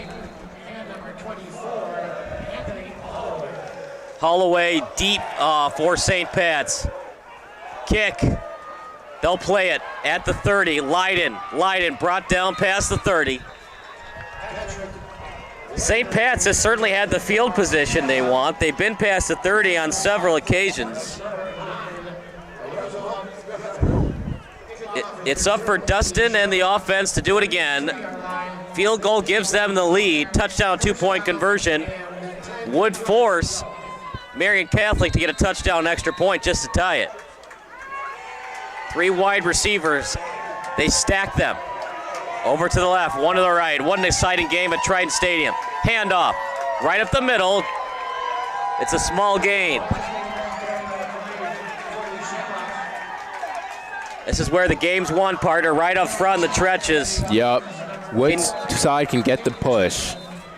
Can your offensive line get that push up front? Another injury. This time it's Marian Catholic again. It's a hot day, partner. You got to drink up, stay hydrated. Cramps are a part of this one, although we've got some shade now from the sun.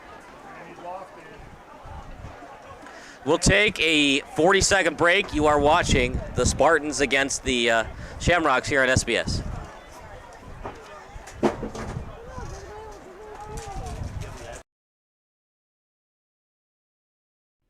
Sports Broadcast Solutions is a broadcasting network for everyone. For those of you who would like to broadcast or live stream your event, or maybe make a highlight tape but would like a sponsor to fund the event, SBS has a myriad of ways to advertise your sponsor during our broadcasts. We have commercials. We have on-air reads by the announcers. Albatross Physical Therapy and Wellness specializes in pain-free. We have graphics. And we have watermarks. Finally, Sports Broadcast Solutions can create a commercial for you or your sponsor. Whatever your sports broadcast needs, we are at sportsbroadcastsolutions.com. Check us out and become part of the digital sporting world.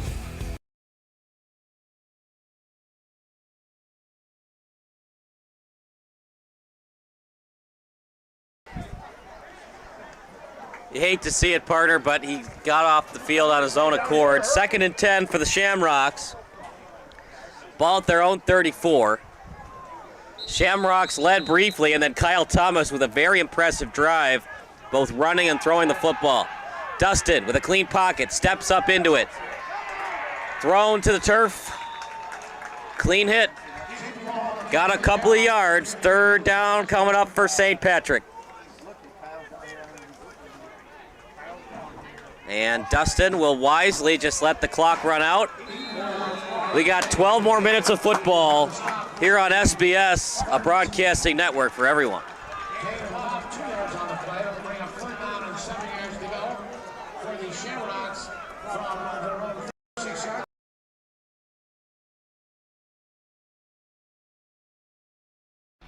Missing your child's sporting event just plain stinks. But you don't have to worry about that anymore, thanks to Sports Broadcast Solutions. SBS is a live broadcasting network, as well as covering your on-demand needs, recruiting videos, highlight reels, and much, much more. We can broadcast live to any website, and we also post as much on-demand content as you need. For more information about SBS, check out our website at sportsbroadcastsolutions.com.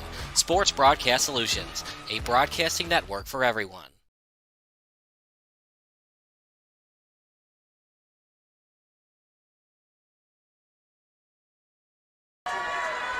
Fourth quarter of football. It's been a fun one.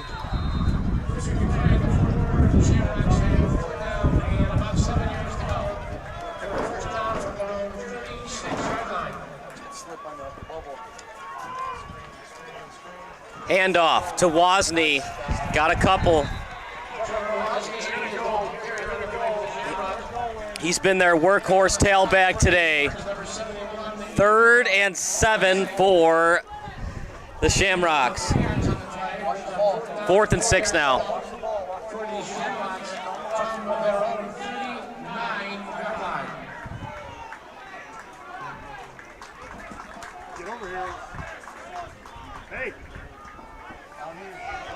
And I'm surprised here. They're going to go for it. It's now marked at 4th and 4. They go for it. Dustin in the pocket. Steps into it. He's sacked. Huge sack. And you got to wonder that decision from St. Patrick. I think, partner, that they were trying to draw him offside, and they accidentally snapped it. Yeah, that's what it looked like. You see that there's a bit of confusion there from St. Patrick's offense. A little bit of miscommunication between the center and quarterback, and also the play calling. But that's a lucky break for Marian Catholic. Now, it's not a terrible decision because it was only 4th and 4. You give the ball back to Thomas. He's led the offense down the field anyways. So you give him the ball back at the 40 or the 30. I mean, yeah, it's farther away from the end zone, but you haven't seen enough from your defense that you can confidently stop the offense for the Spartans. They split the wide receivers. This time it's great field position. Hesitation move, and he's delivered out of bounds by Wozni. The good thing for St. Patrick, maybe the reason they went for it, accidentally I think, because they accidentally snapped it, you don't trust the kicking game for Marian Catholic, so they have to get in the end zone. Yeah, I mean, overall, St. Patrick's the second half of his defense has been pretty good, besides for the touchdown play to Alexander. So, but nonetheless, miscommunication from the St. Patrick offense, bad execution. Yeah, I understand why they went out there, but like I said, I think they were trying to just draw them offside, then they were going to call a timeout. Yeah. But remember, they only had 2 remaining, so if they called a timeout, they'd only have 1 left the rest of the game. It's a quarterback draw all the way, and oh, look at that, he got through it originally, but then the help is there. Yeah, there it is. The fans don't like it, partner, but I think that's the right call. Yeah, it's the right call. I mean, the play was called dead quite a while after that tackle was made on the ground, and to be you just can't do that, especially on a quarterback. You just got to know who's the quarterback, who's the wide receiver. We haven't seen any wildcat today by Marian Catholic. Quarterback, it's automatically, you hit him once, you got to get away, you do it again. They're going to call personal fouls against quarterbacks all game long. It did, and that was number 10, Michael Brosnan, the senior defensive back on the penalty, and that's going to move to change for Marian Catholic. Any player at the IHSA label, it's safety first, but especially quarterbacks. You just can't throw them to the ground, especially after the whistle was blown. That's a huge mistake by the Shamrocks. First and 10 at the 17, 3 in the backfield. You got to like these formations. They're very unique by Marian Catholic. Out to Lofton. Great strength that time by Lofton. Shamrocks trying to punch that ball out. One tackler, the other guy trying to get in there to punch it out. Yeah, the Shamrocks aren't in terrible spot here, though, partner, because Marian Catholic struggled with the kicking game. Indeed, and even if they get 6, they're going to have to go for 8. That's always a gamble here. So even if they do score, St. Patrick will still be in this game, but preferably you want to hold and bend and not break here on this possession. 2nd and 6, ball placed at the 10. What a game it's been at Triton College Stadium. 3 in the backfield. And it's a handoff to Lofton. Lofton breaks through a tackle. Tries to power his way through, and he does. Dives to the 4-yard line. We'll see where they spot it. They spot it at the 4.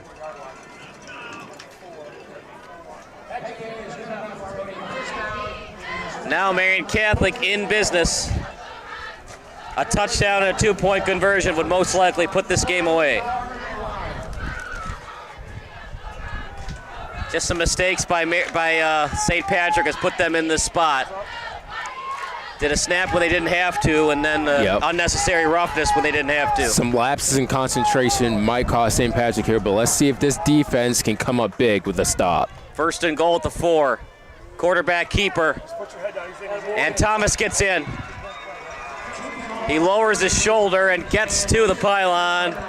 24-17 in favor of the away team. Thomas made it look easy there. Nice little read option, bounces outside, easily just glides into the end zone there.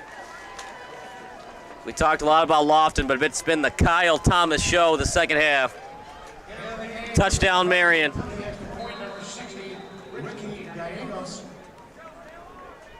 They're going to try it again. Maybe 3rd time's the charm. I would have just gone for 2, because if you make it, the game's over. You'd be up 2 scores. Well, maybe they'll get it on the 3rd try. Okay, snap. Kick that time is good. 25-17, so 3rd time's the charm. The kicking game for Marian Catholic. We'll take a break. It is 25-17 in favor of the Spartans here on SBS.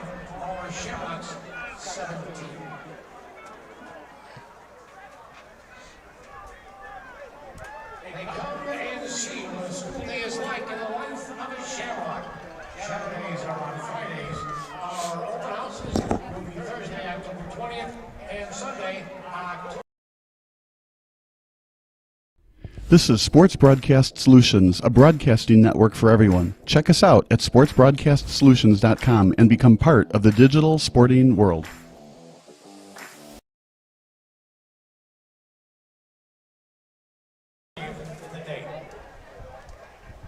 (25-17) in favor of Marian Catholic. St. Pat's gets the ball.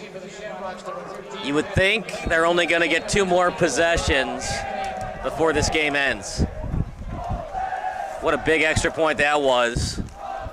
Now you need the touchdown and the 2-point conversion to tie it. Squib kick. Picked up at the 8. Holloway goes right up the middle with it. Past the 30. Still on his feet. And then brought down close to the 35.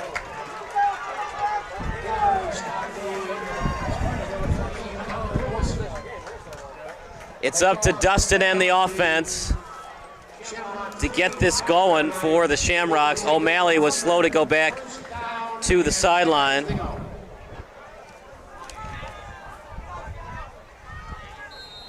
Three wide receivers to the left. Holloway in the backfield. How much does he have left in the tank? He's stopped by the Spartans. The penetration is there. Holloway slow to get up.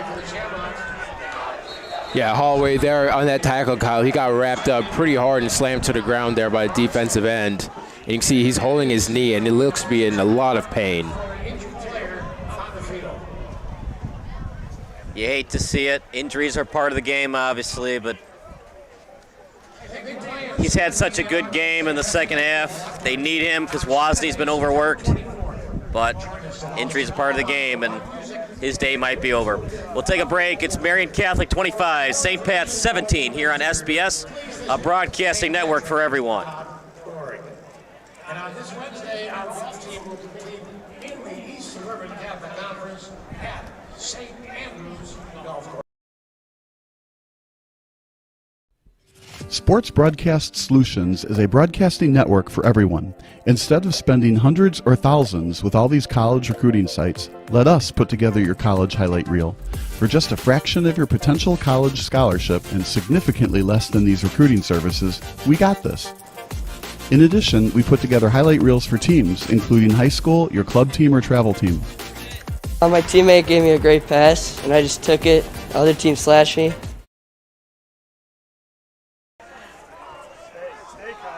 .904 remaining in the game. St. Pat's trailing by 8. They've lost one of their better tailbacks. Handoff to Wozni. Wozni still on his feet. Right up the seam with it. Past the 45. The cardiac cat strike again. You just can't keep this St. Pat's team down for long. Wozni picking up where Holloway left off there in the backfield with the big gain.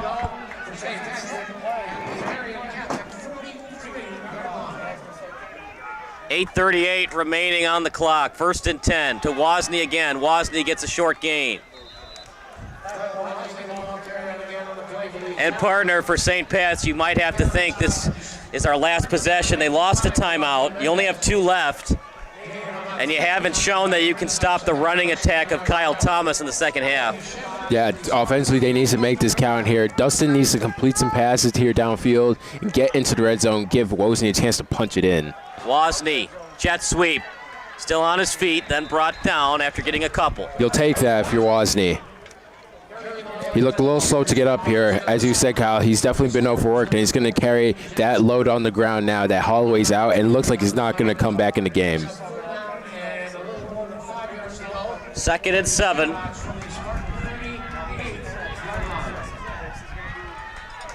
They split him out to the right, 2 in the slot.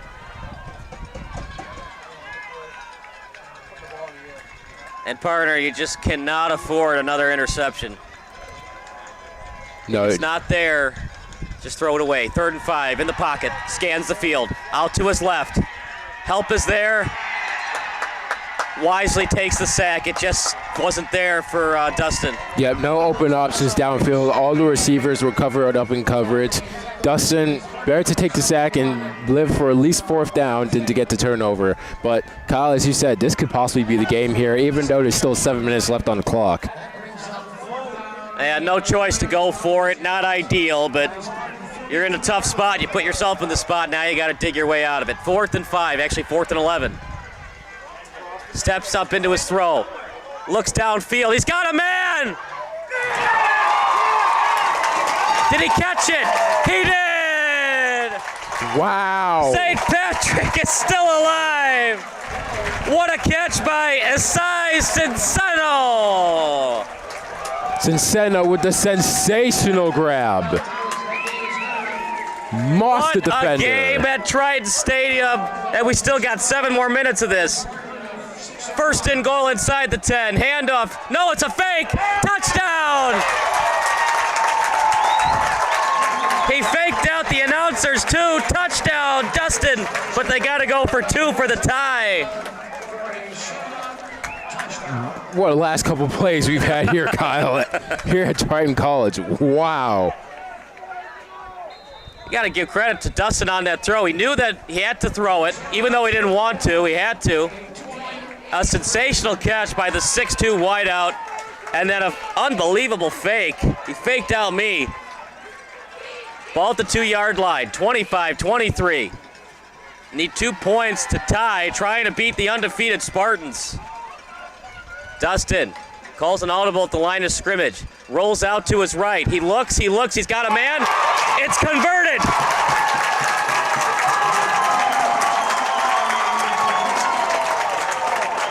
Joseph Fico with the conversion catch.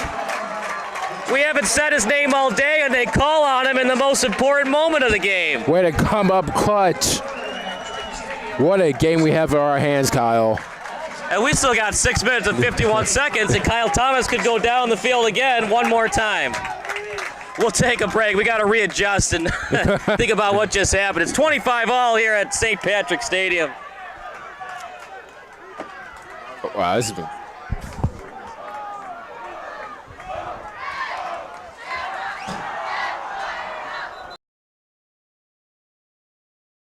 This is Sports Broadcast Solutions, a broadcasting network for everyone. Check us out at sportsbroadcastsolutions.com and become part of the digital sporting world. 25-all.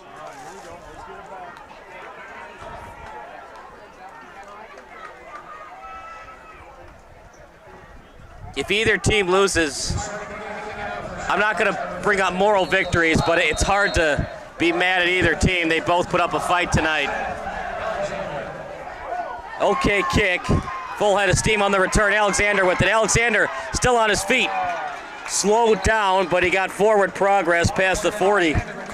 Alexander's been fighting today, man. He had that cramp earlier in the first half. We thought it might have been a concussion as he was holding his head. He's back out in the field. It's like he never got hurt. Yeah, and still out here making plays. However, this is not going to count, as it looks like there was a flag down in favor for St. Patrick on Marian. It's going to back them up.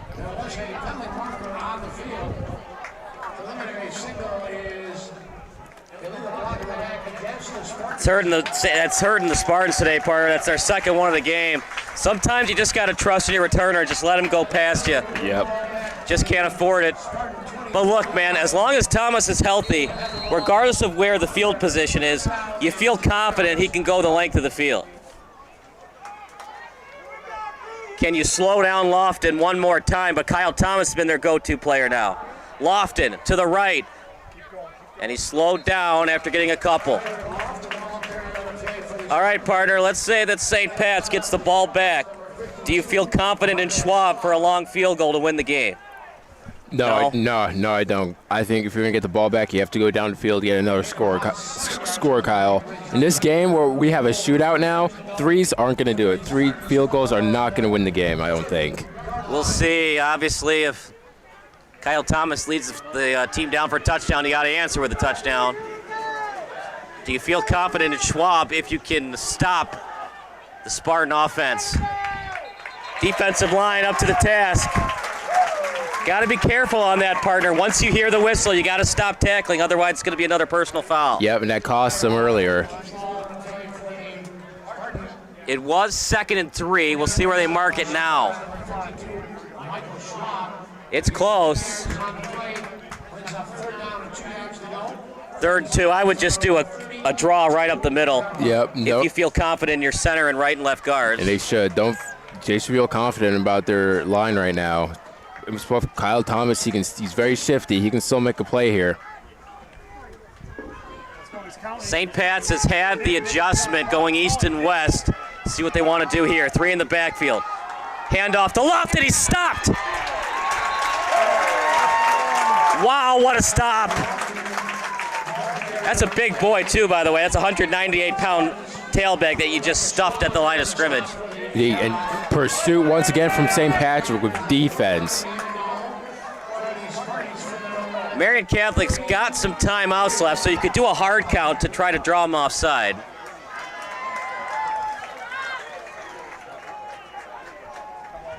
Here's the only issue with the spread, partner. You run shotgun, so it takes more time for the play to develop. But if you don't feel confident running it under center, then why would you do it on this play? 4th and very short, less than 2. 3 in the backfield. Play of the game here. 1st and 10 and more. Lofton at the 50, at the 40. Driven out of bounds by Wozni.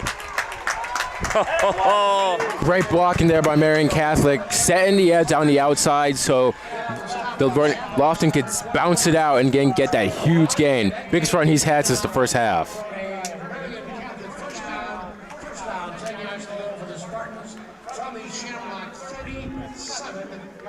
Marian Catholic's got all 3 timeouts. 2 for St. Pat's. Problem is, partner, you don't feel confident in that kicking game, so you really need to get 6. All St. Pat's has to do is stop them. Clock, somewhat of a factor. Thomas, it's going to be a tackle for loss. He had a man to the right, partner, but even if he had pitched it, I don't know if they would have gotten positive yardage anyway. Yeah, I don't know about that. St. Patrick seemed to have that one pretty locked up. Shamrocks had Lofton covered on the pitch, and you don't want to risk that being a fumble. So, honestly, smart decision by Thomas there, just being on the keeper and living to play another down. When you look at the Marian Catholic depth chart, when it comes to the wide receiver core, not a lot of height. They do have Kelby Kay, 6'1", and they got Caleb Isom, who we saw earlier in the first half. Alexander, they like to throw it to a lot too, 6'1". Thomas, 6'3" quarterback. He's got 2nd and 14 to work with. Fakes the handoff. Help is there on defense. Breaks through a tackle, and he's driven back. Great job by St. Pat's. Patrick Brisky on the hit.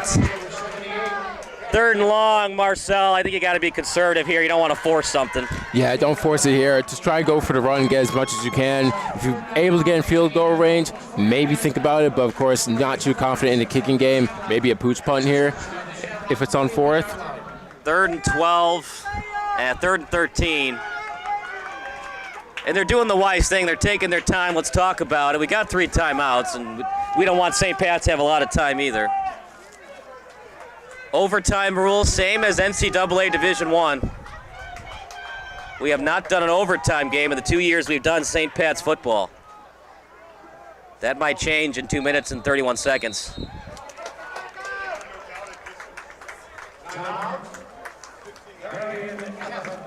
Timeout, Marian Catholic. We'll take a timeout as well. You're watching St. Pat's against Marian Catholic here on SBS.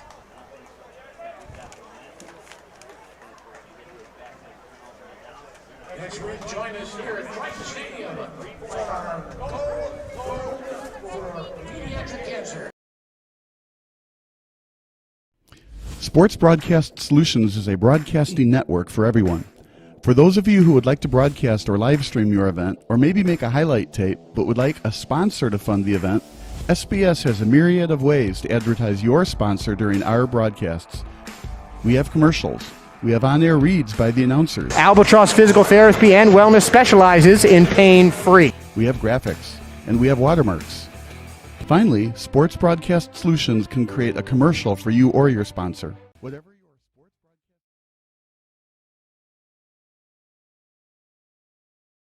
broadcast... What a game it's been at Triton Stadium. We still have 2 minutes and 31 seconds left of it.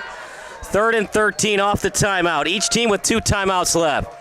1 in the backfield, 4 wide receivers set. Thomas has time. Wide open man. Oh, what a deflection. Possible play of the game. Ryan Burt. That was all defense, partners. That was a nice throw by Thomas. If that was not broken up there, it was going to be a touchdown for Alexander again. Great defense. I didn't catch the flag. What was the flag? I'm not too sure, Kyle, but it looks like... illegal man downfield. Well, obviously St. Pat's going to decline it anyways. Yep. You could actually think about accepting it, because then you would pin Marian Catholic back on a punt, but then do you really trust in your defense to stop Kyle Thomas on a pass? I understand why they accepted it. Mm-hmm. All you got to do, just get a good snap and don't even think about it. Just kick it as fast as you can, because they're going to bring the house for the block. Exactly. You sure did. Good kick, and tried to fake out the fans by, I'll catch it. No, I'm good. Ball at the 20.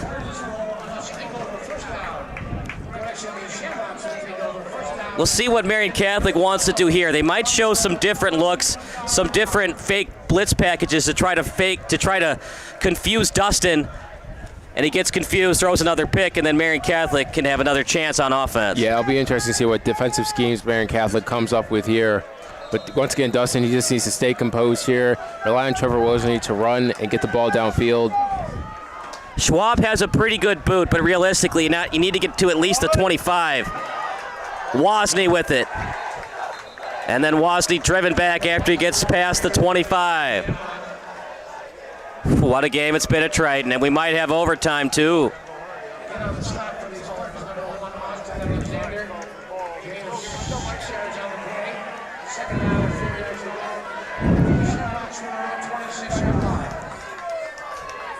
Fakes the handoff. Dustin out to the left. Dives for the first down. See where they spot it. And they'll give him the benefit of the doubt.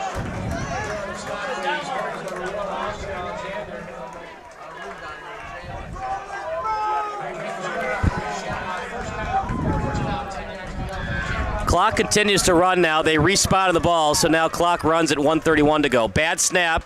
Handled well by Dustin. He's got a man open. He tried to get it over to Michael Brosnan.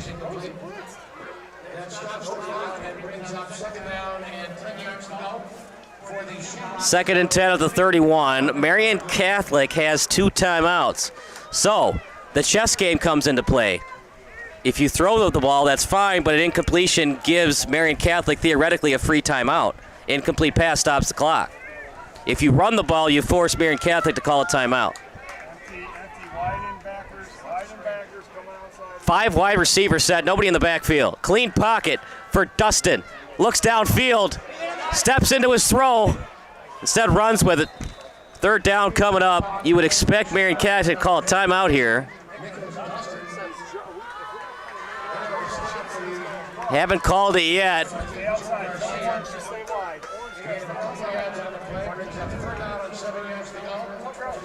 Surprised they didn't call a timeout, but St. Pat's does not want overtime either, so they're doing hurry-up offense. Big time completion. First down. There's that man again, Joseph Fico. Every time they need him, he gets the catch. You know what he reminds me of, Marcel? Kind of reminds me of Ricky Prohl. Not the fastest guy. Remember Ricky Prohl with the Rams? He would just get that catch for you in primetime moments. That's kind of like Joseph Fico today. He's clutch. He comes up for you on call. Clock continues to run. Under a minute to go. 45 seconds to be exact. Shotgun formation. Rolls out of the pocket. Completed on the run. Right in stride over to Leiden.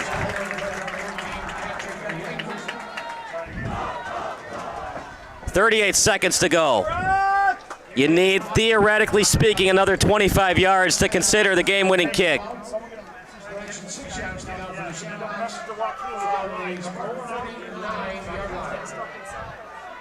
And that pass completion of Fico, partner, it was a quarter of an inch away from being picked. One in the backfield. Look at this. Holloway's going to give it a go. He's back in the backfield. Wants to be in there for his team. Too big of a moment for him not to be a part of it. 4 wide receivers set, 1 in the slot. Holloway picks up the blitz. Dump off to Holloway. Holloway past the 40, past the 30, gets out of bounds. Wow, great improvisation right there from Dustin. Pocket collapsing on him and just flicks it out to Holloway. And Holloway, what character that young man has. You can see him on the run there was gimping a little bit, obviously still affected from that knee, but getting the big gain nonetheless and getting the Shamrocks downfield. 30 seconds left, 3 wide receiver set, shotgun formation. Out to the left, does not get out of bounds. Good completion as he got it over that time to Cinceno. 2 timeouts remaining for St. Pat's. Taking off way too much time, did not call a timeout. They got to get the play off. 9 seconds left. They got to complete it quickly. 6 seconds left. Go down, go down, go down. Oh no! Oh no! Oh my goodness! A huge mistake by the Shamrocks.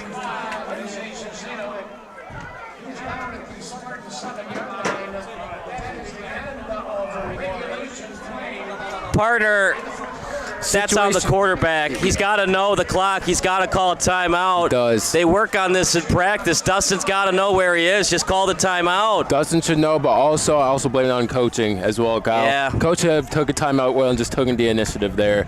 But you're right. Situational awareness was not in the presence of mind there for Dustin. Neither was it for Cincino as well, who's came up huge this second half. And here's the thing, too, partner. Let's say that they call the timeout. They've got the ball at the 25. Schwab might have missed the kick anyways, but you still wanted to put your team in a spot to at least have the chance. Now in overtime, there's no more clock, so everybody gets the possession at the 25. It's anybody's game now. Anything can happen in high school overtime. Yep, up for grabs.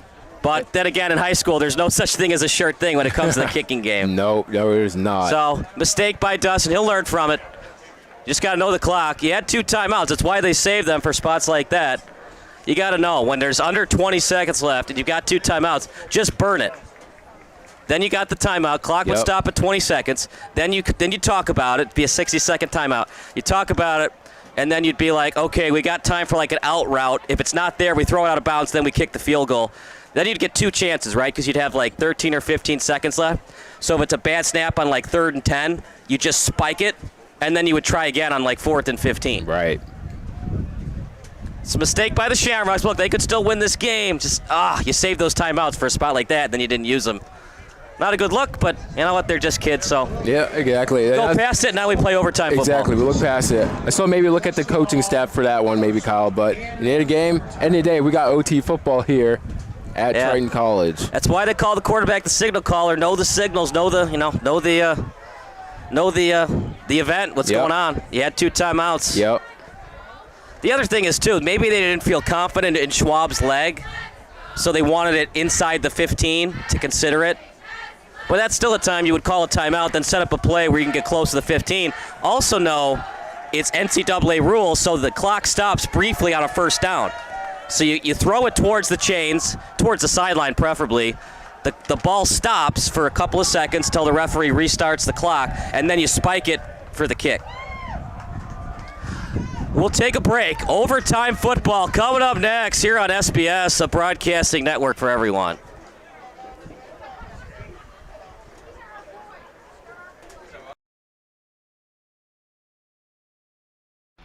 Missing your child's sporting event just plain stinks.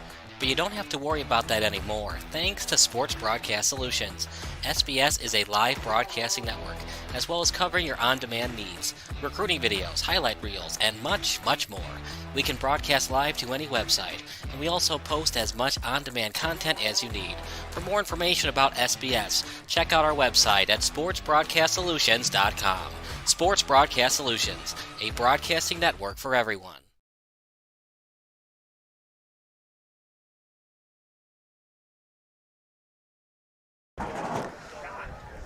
You know what? Stuff like this happens, Marcel. I think about that Cowboys game last year when they ran out of timeouts, and instead of doing the Hail Mary, I think Dak Prescott ran a quarterback draw, and they didn't have enough time to spike it. Yeah, this stuff happens, even at the pro level. So yeah, you can't get too mad at the kids about it. But no, you can't. And now just got proved himself in overtime here. Do it all over again. But as you say, Kyle, overtime rules now. We just have a shootout. NCAA rules. Now, they've changed it at Division I, but high school a little bit different. The old NCAA rules were, they play it's at the 10. So NCAA is 25, but for high school they're going to do it at the 10. I mean, this is opportune for Marian Catholic. Got check time in a big way for St. Pat's. Can you stop Kyle Thomas on 4 plays? Yeah. Highly doubtful. Can you stop Tyler Lofton from getting it over the line? We'll see, but man, what a game this has been, though, Kyle. Definitely game of the season so far, for sure. This might be the game of the entire high school season combined. And I believe on Monday's practice, Luke Mertens on the coaching staff going to work on the 2-minute drill a couple of times. St. Pat's gets it first. Might go for 2 if they score. Over to Wozni to the right. Wozni stiff arm action. Huge hit by Alexander. No more clock. So all we got to do is mark it. You know, what was crazy about the end of that fourth quarter, Cinceno almost scored with 3 guys on his back. He almost trucked into the end zone on that play. 3 wide receiver set, bad snap. Rolls out of the pocket. He's going to run with it. Touchdown! It's a touchdown for the quarterback in Dustin.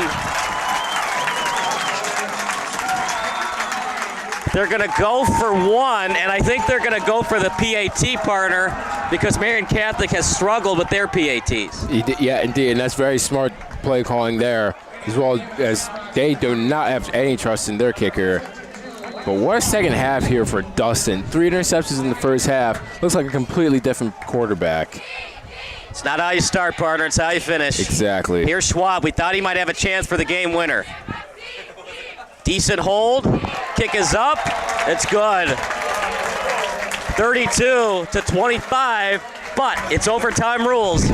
Marian Catholic gets 1 more chance. And you got 4 plays to do it.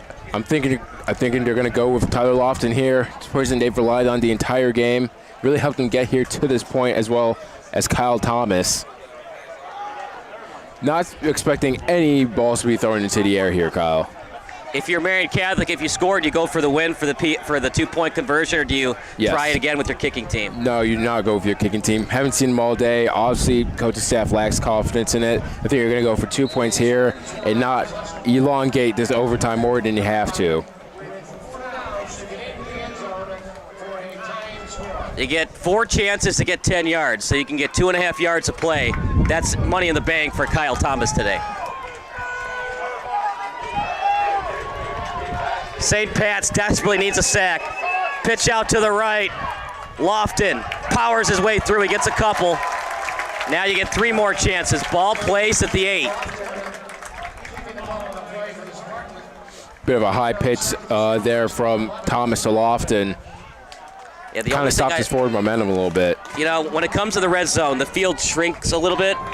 So even though the pitch play is kind of their bread and butter, it's not the most ideal play in the red zone because you have more time to get out to the sideline. Right. Only got a yard, actually. Ball at the 9. Remember, in the shotgun, it takes longer to get that play to develop. Both teams were trying it under center on the sideline. 1 in the backfield. Mishandled the snap. Thomas still on his feet. Dives. 3rd and goal coming up. You got 2 chances to get 5 yards. I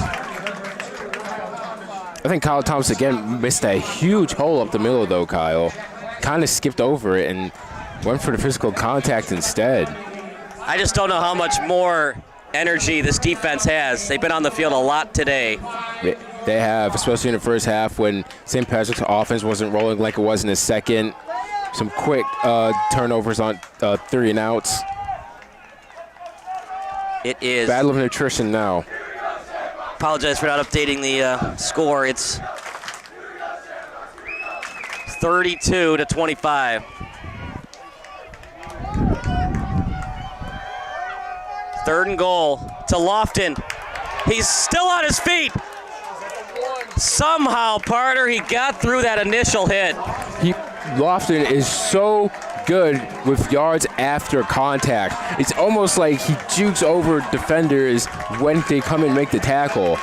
After initial contact, he always finds a way to somehow get positive gain. 4th and 1. Do you run your normal offense, or do you try to do the old Walter Payton dive over the top for the touchdown? I think it's defensive line versus offensive line here, Kyle. I think for Thomas, you just need to get pushed and go in for the QB sneak. This is where dreams are made. This is what makes football great. 4th and goal at the 1. St. Pat stops them. They win. Marian Catholic can win it on a touchdown and a 2-point conversion. 66 in the backfield. I would have been shocked if they ran it to him, but they're going to call a timeout and talk it over. We'll talk it over as well. 4th and goal at the 1. St. Pat's up by 7 here at Triton Stadium.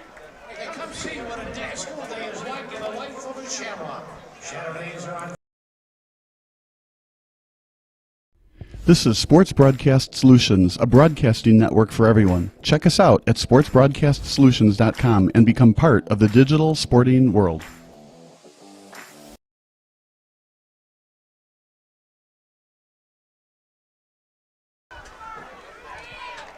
4th and goal. Ball at the 1. Remember, because the kicking game for Marian Catholic has struggled, it's most likely a touchdown and a 2-point conversion. I'd be shocked if they try to kick it to go to double OT. Yeah, I'd be shocked as well, Kyle. I think here you want to get overtime done and over with quickly. You don't want to be going too far back and forth when it turns into a slugfest. I think if you're Marian Catholic, you have to score here, probably through Kyler and Lofton, and then through them again on a 2-point conversion if you want to end this thing. But no guts, no glory, am I right? 4th and goal. 2 in the backfield, I formation. Ball's loose. St. Pat's got it, and they win!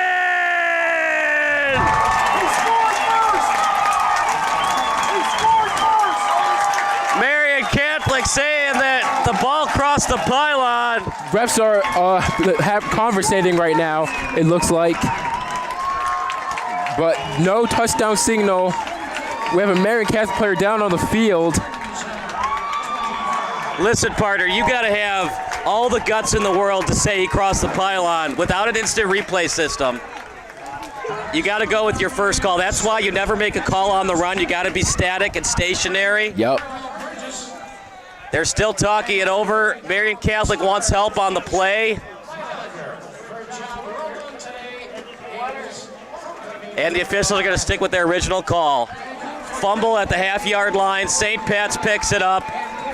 It's a heartbreaker for Marian Catholic. But partner, look, when you put yourself in that spot, it's, you never want to put yourself in that spot. 4th and goal at the 1. If they had just kicked their PATs, they would have won in regulation. Yep, but they didn't, and Lofton, who had been essential all day to Marian Catholic's success, unfortunately just had the ball punched out on him right across the goal line. Do we know if it got across the plane or not? Who knows? But referees are going to stick with their initial decision, which I think is a good idea, and that's going to be game. I mean, that's the problem with the spread. When you're so comfortable with shotgun, you do that one play, I formation, you're not used to the rhythm. Snap to the quarterback, handoff, you're just not used to it. Not saying that's why the fumble happened. You can make the argument maybe it was across the pylon. Remember, it's got to be across the pylon under control. Yep. It's the old, remember the Derek Carr play? This was like a couple years ago where he dove for the pylon and he fumbled it. It was out of control. That's not a touchdown. Yeah. It's the same thing here. You could cross the pylon, but if it's not under control and you were fumbling on the way down, it's a fumble. You put yourself in that spot. Marian Catholic should have won in regulation. Then St. Pat should have won in regulation. They had 2 timeouts left. They don't call the timeout. They hang on anyways. Look, I think this is a Marian Catholic team that's still going to be very good down the stretch and it's going to make some noise in the playoffs. They just got to work on some things, especially in the kicking game. Yeah, definitely do. I think special teams is their missing piece to be efficient in all final thirds of the field. But, man, heartbreak for those boys, especially. Yeah, you hate to lose your undefeated season, but look, it's not about the undefeated season. It's about winning state. Yeah. You win state, you don't really care you lost today. Yeah, exactly. So, it's a heartbreaker, but Marian Catholic has a pretty easy schedule the rest of the way. They just got to work on the extra points, and once they get that settled, the 2-point conversion wasn't the best play call either, so work on those special plays too. Yep. Just a couple things to work out. Kyle Thomas, though, especially the second half, he was phenomenal. He was. For Marian Catholic today. He changed the entire game around, really. I mean, for him to come out in the second half after having a great first half as well, I mean, it was really all him. Lofton only featured in bits and parts of the running game for Marian Catholic, but Thomas really put the team on his back. Of course, had the overtime touchdown too. And, man, for him, I mean, he's going to learn from this experience as well, and we hope to see the best of him is yet to come for the rest of the season. Well, we'll take a break, but that does it for our play-by-play broadcast. For our excellent crew, Anthony Collada, Marcel Francis, I'm Kyle Smith. That does it for the play-by-play broadcast. Post-game show coming up next here on SBS.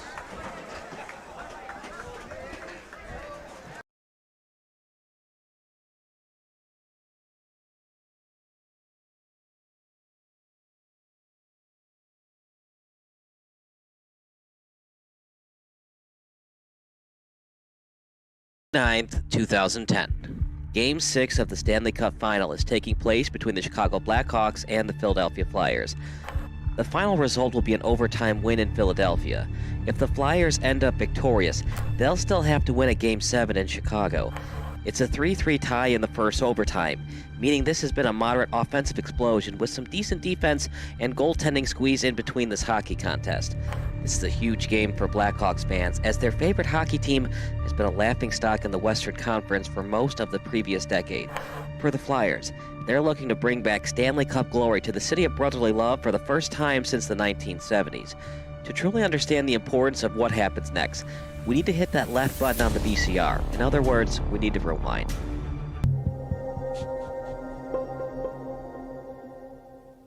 The Blackhawks are an overtime goal away from cementing their legacy in NHL history. But for a franchise who used to not even televise its home games, this seemed like a pipe dream even 5 years ago. Known for his severe cheapness, Blackhawks former owner Bill Wirtz decided to cancel all home broadcast agreements with network and cable television outlets in 1992.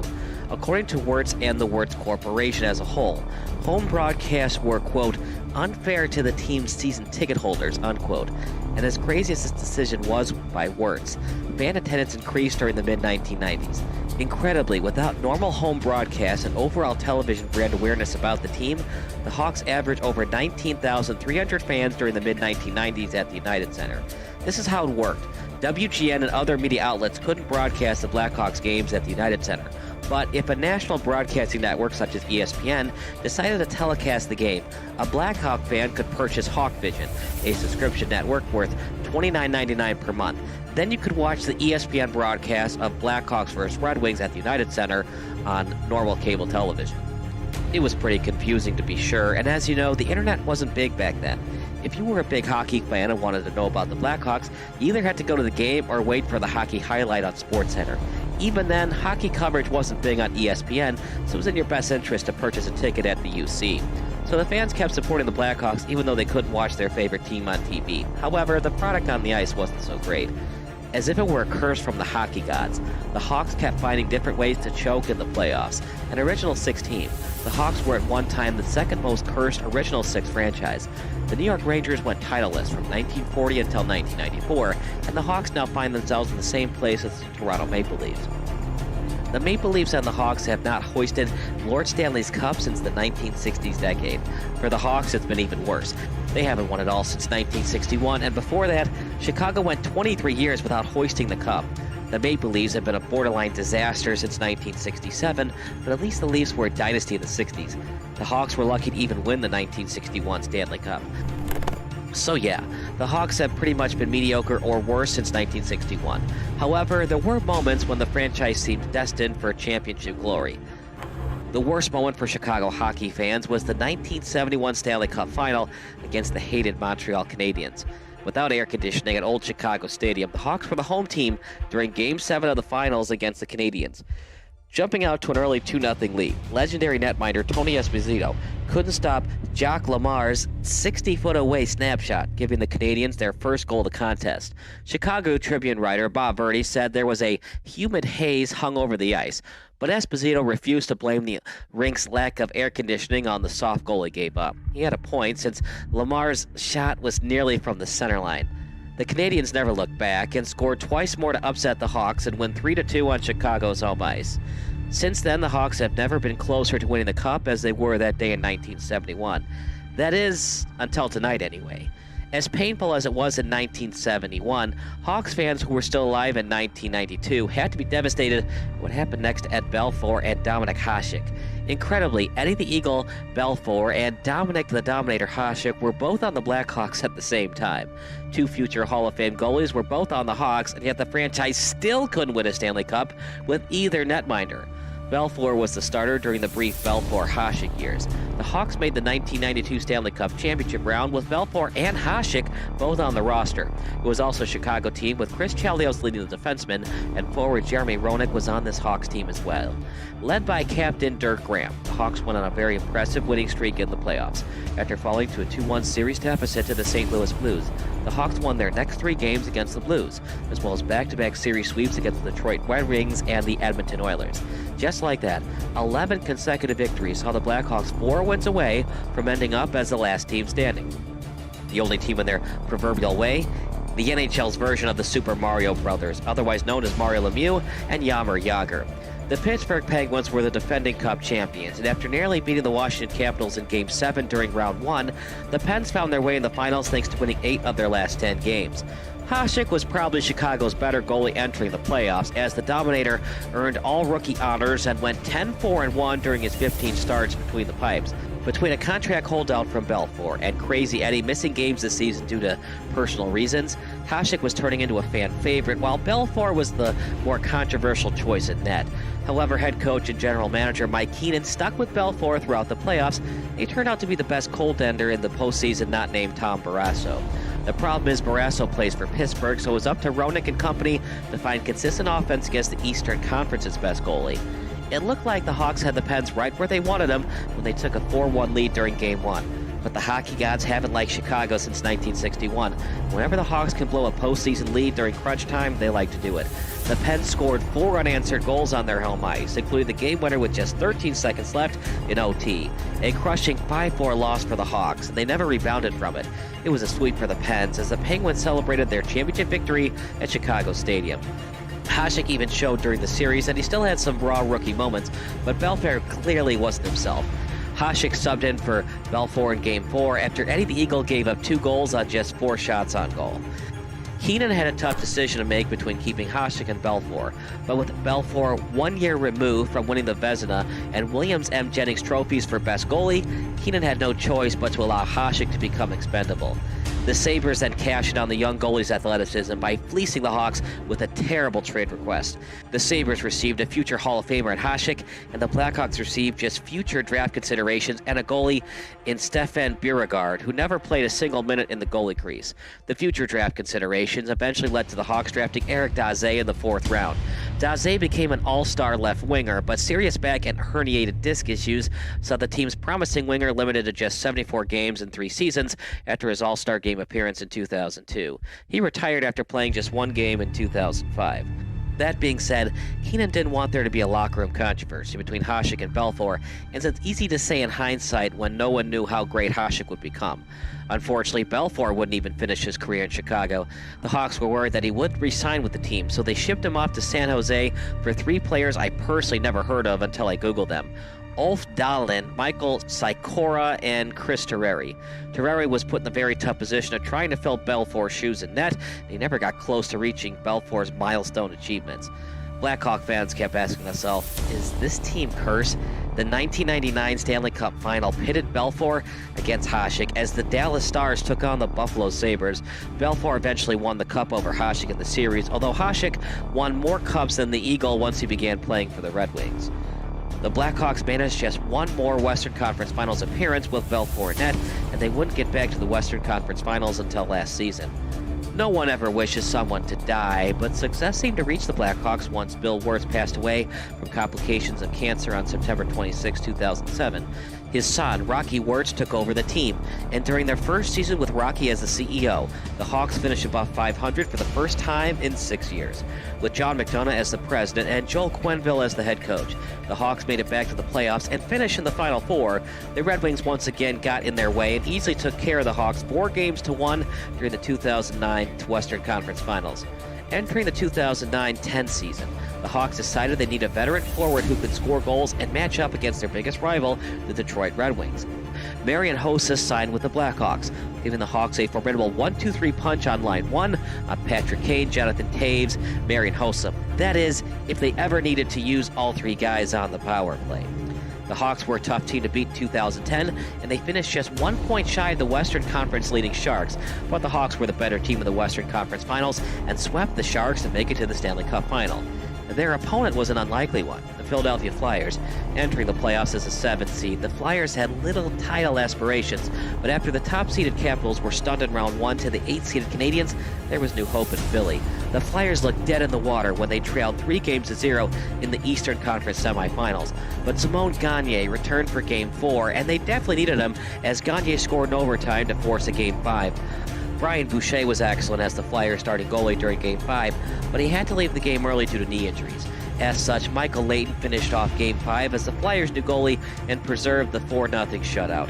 Layton then got the start in Game 6 as expected, and he made the most of his opportunity by being perfect through 59 minutes until the Boston Bruins scored late. It was still a 2-1 win for the Flyers, and wouldn't you know it, the Flyers had a chance to win Game 7 and come back from an insurmountable 3-0 deficit.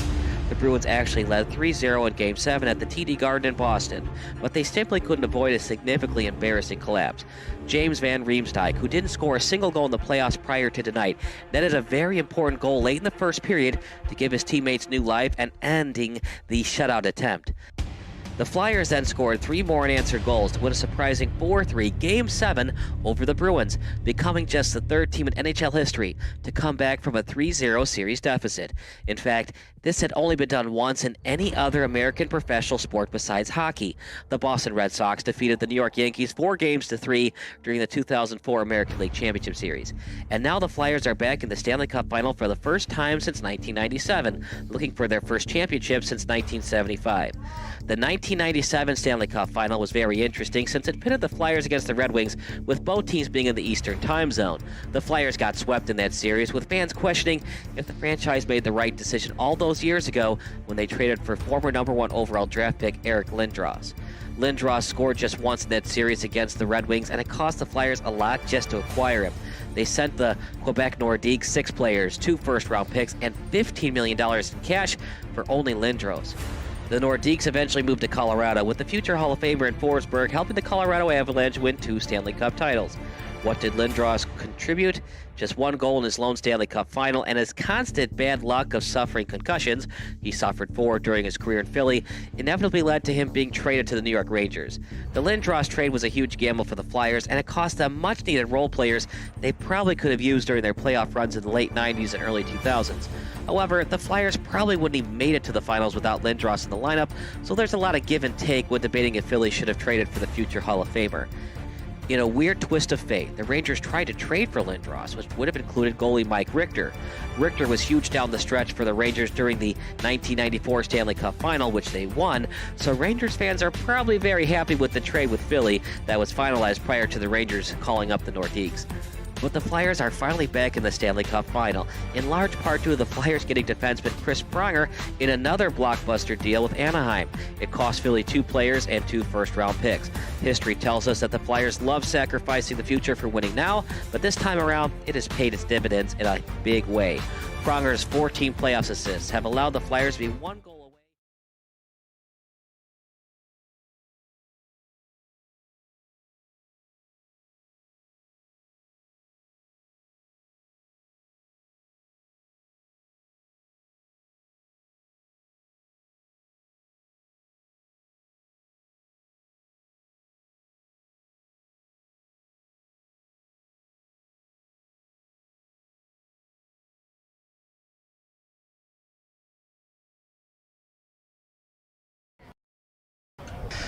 Welcome to the post-game show brought to you by Sports Broadcast Solutions. My name is Kyle Smith, but I don't matter.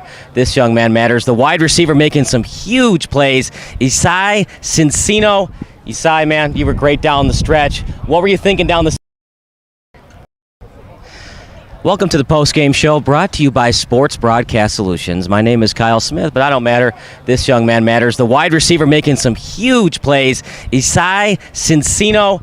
IHSA, man, you were great down the stretch. What were you thinking down the sideline when Marian Catholic wait, but your quarterback was leading you down the field, and then you had some big catches as well? I was good. I know our defense had it covered. We were good. We were ready to go. Offense, get it back out there. You guys are 3-1 last season, your first quarterfinals in school history. Now you're 3-1, a big win over St. Ignatius week 1 over a ranked team. Marian Catholic's 3-0, but you weren't fazed at all by the moment. No, we're good. You know, we were going into the game. It was equal. We put up points, they put up points, but at the end, we were good. What were you thinking? You guys did your job on offense, but then Marian Catholic had their shot on offense. It's 4th and goal at the 1. Were you a little nervous, or did you trust in your defense a little bit? A little nervous, but I got my boy Gio Hernandez out there. He closed it down. We were good. You do really well at the point of attack. When the ball's in the air, you wait for it, then you jump up to get it. Have you been working that a lot in practice, or just working on your agility and your jumps and outside of the football field as well? I'd say practice and talent. I want to shout out my dad. He's been keeping me going, and I just comes straight natural to me. Big win for this program. You guys are 3-1. They're 3-1. Now, I'm not going to put you under the gun a little bit to say you're going to go 8-1, but play it 1 week at a time, 1-0 every week. But you guys seem to be doing well each week out. I think, there's a couple of tough ones on the schedule, but we keep it going. We're good, and we see what happens. This team just battles back. Dustin struggled in the first half. He does well in the second half. Did you talk at all to him in the first half? Because he definitely looked like a different quarterback in the second session. I got in his ear. I kept it going. Me and Dustin are tight, real twin, but that's about it. Big win for this program. Final thoughts about the win going into next week's Week 5 matchup? Hopefully do the same thing again and get a dub. That's what I'm doing. All right, that's Isai Cincino, and that does it for our post-game show. So once again, for our excellent crew, for Anthony Collada on videography, for Marcel Francis on color commentary, Bob Bilsaway in the studio, I'm Kyle Smith signing off. A 32-25 win for the Shamrocks in overtime, and we'll see you next time on Sports Broadcast Solutions.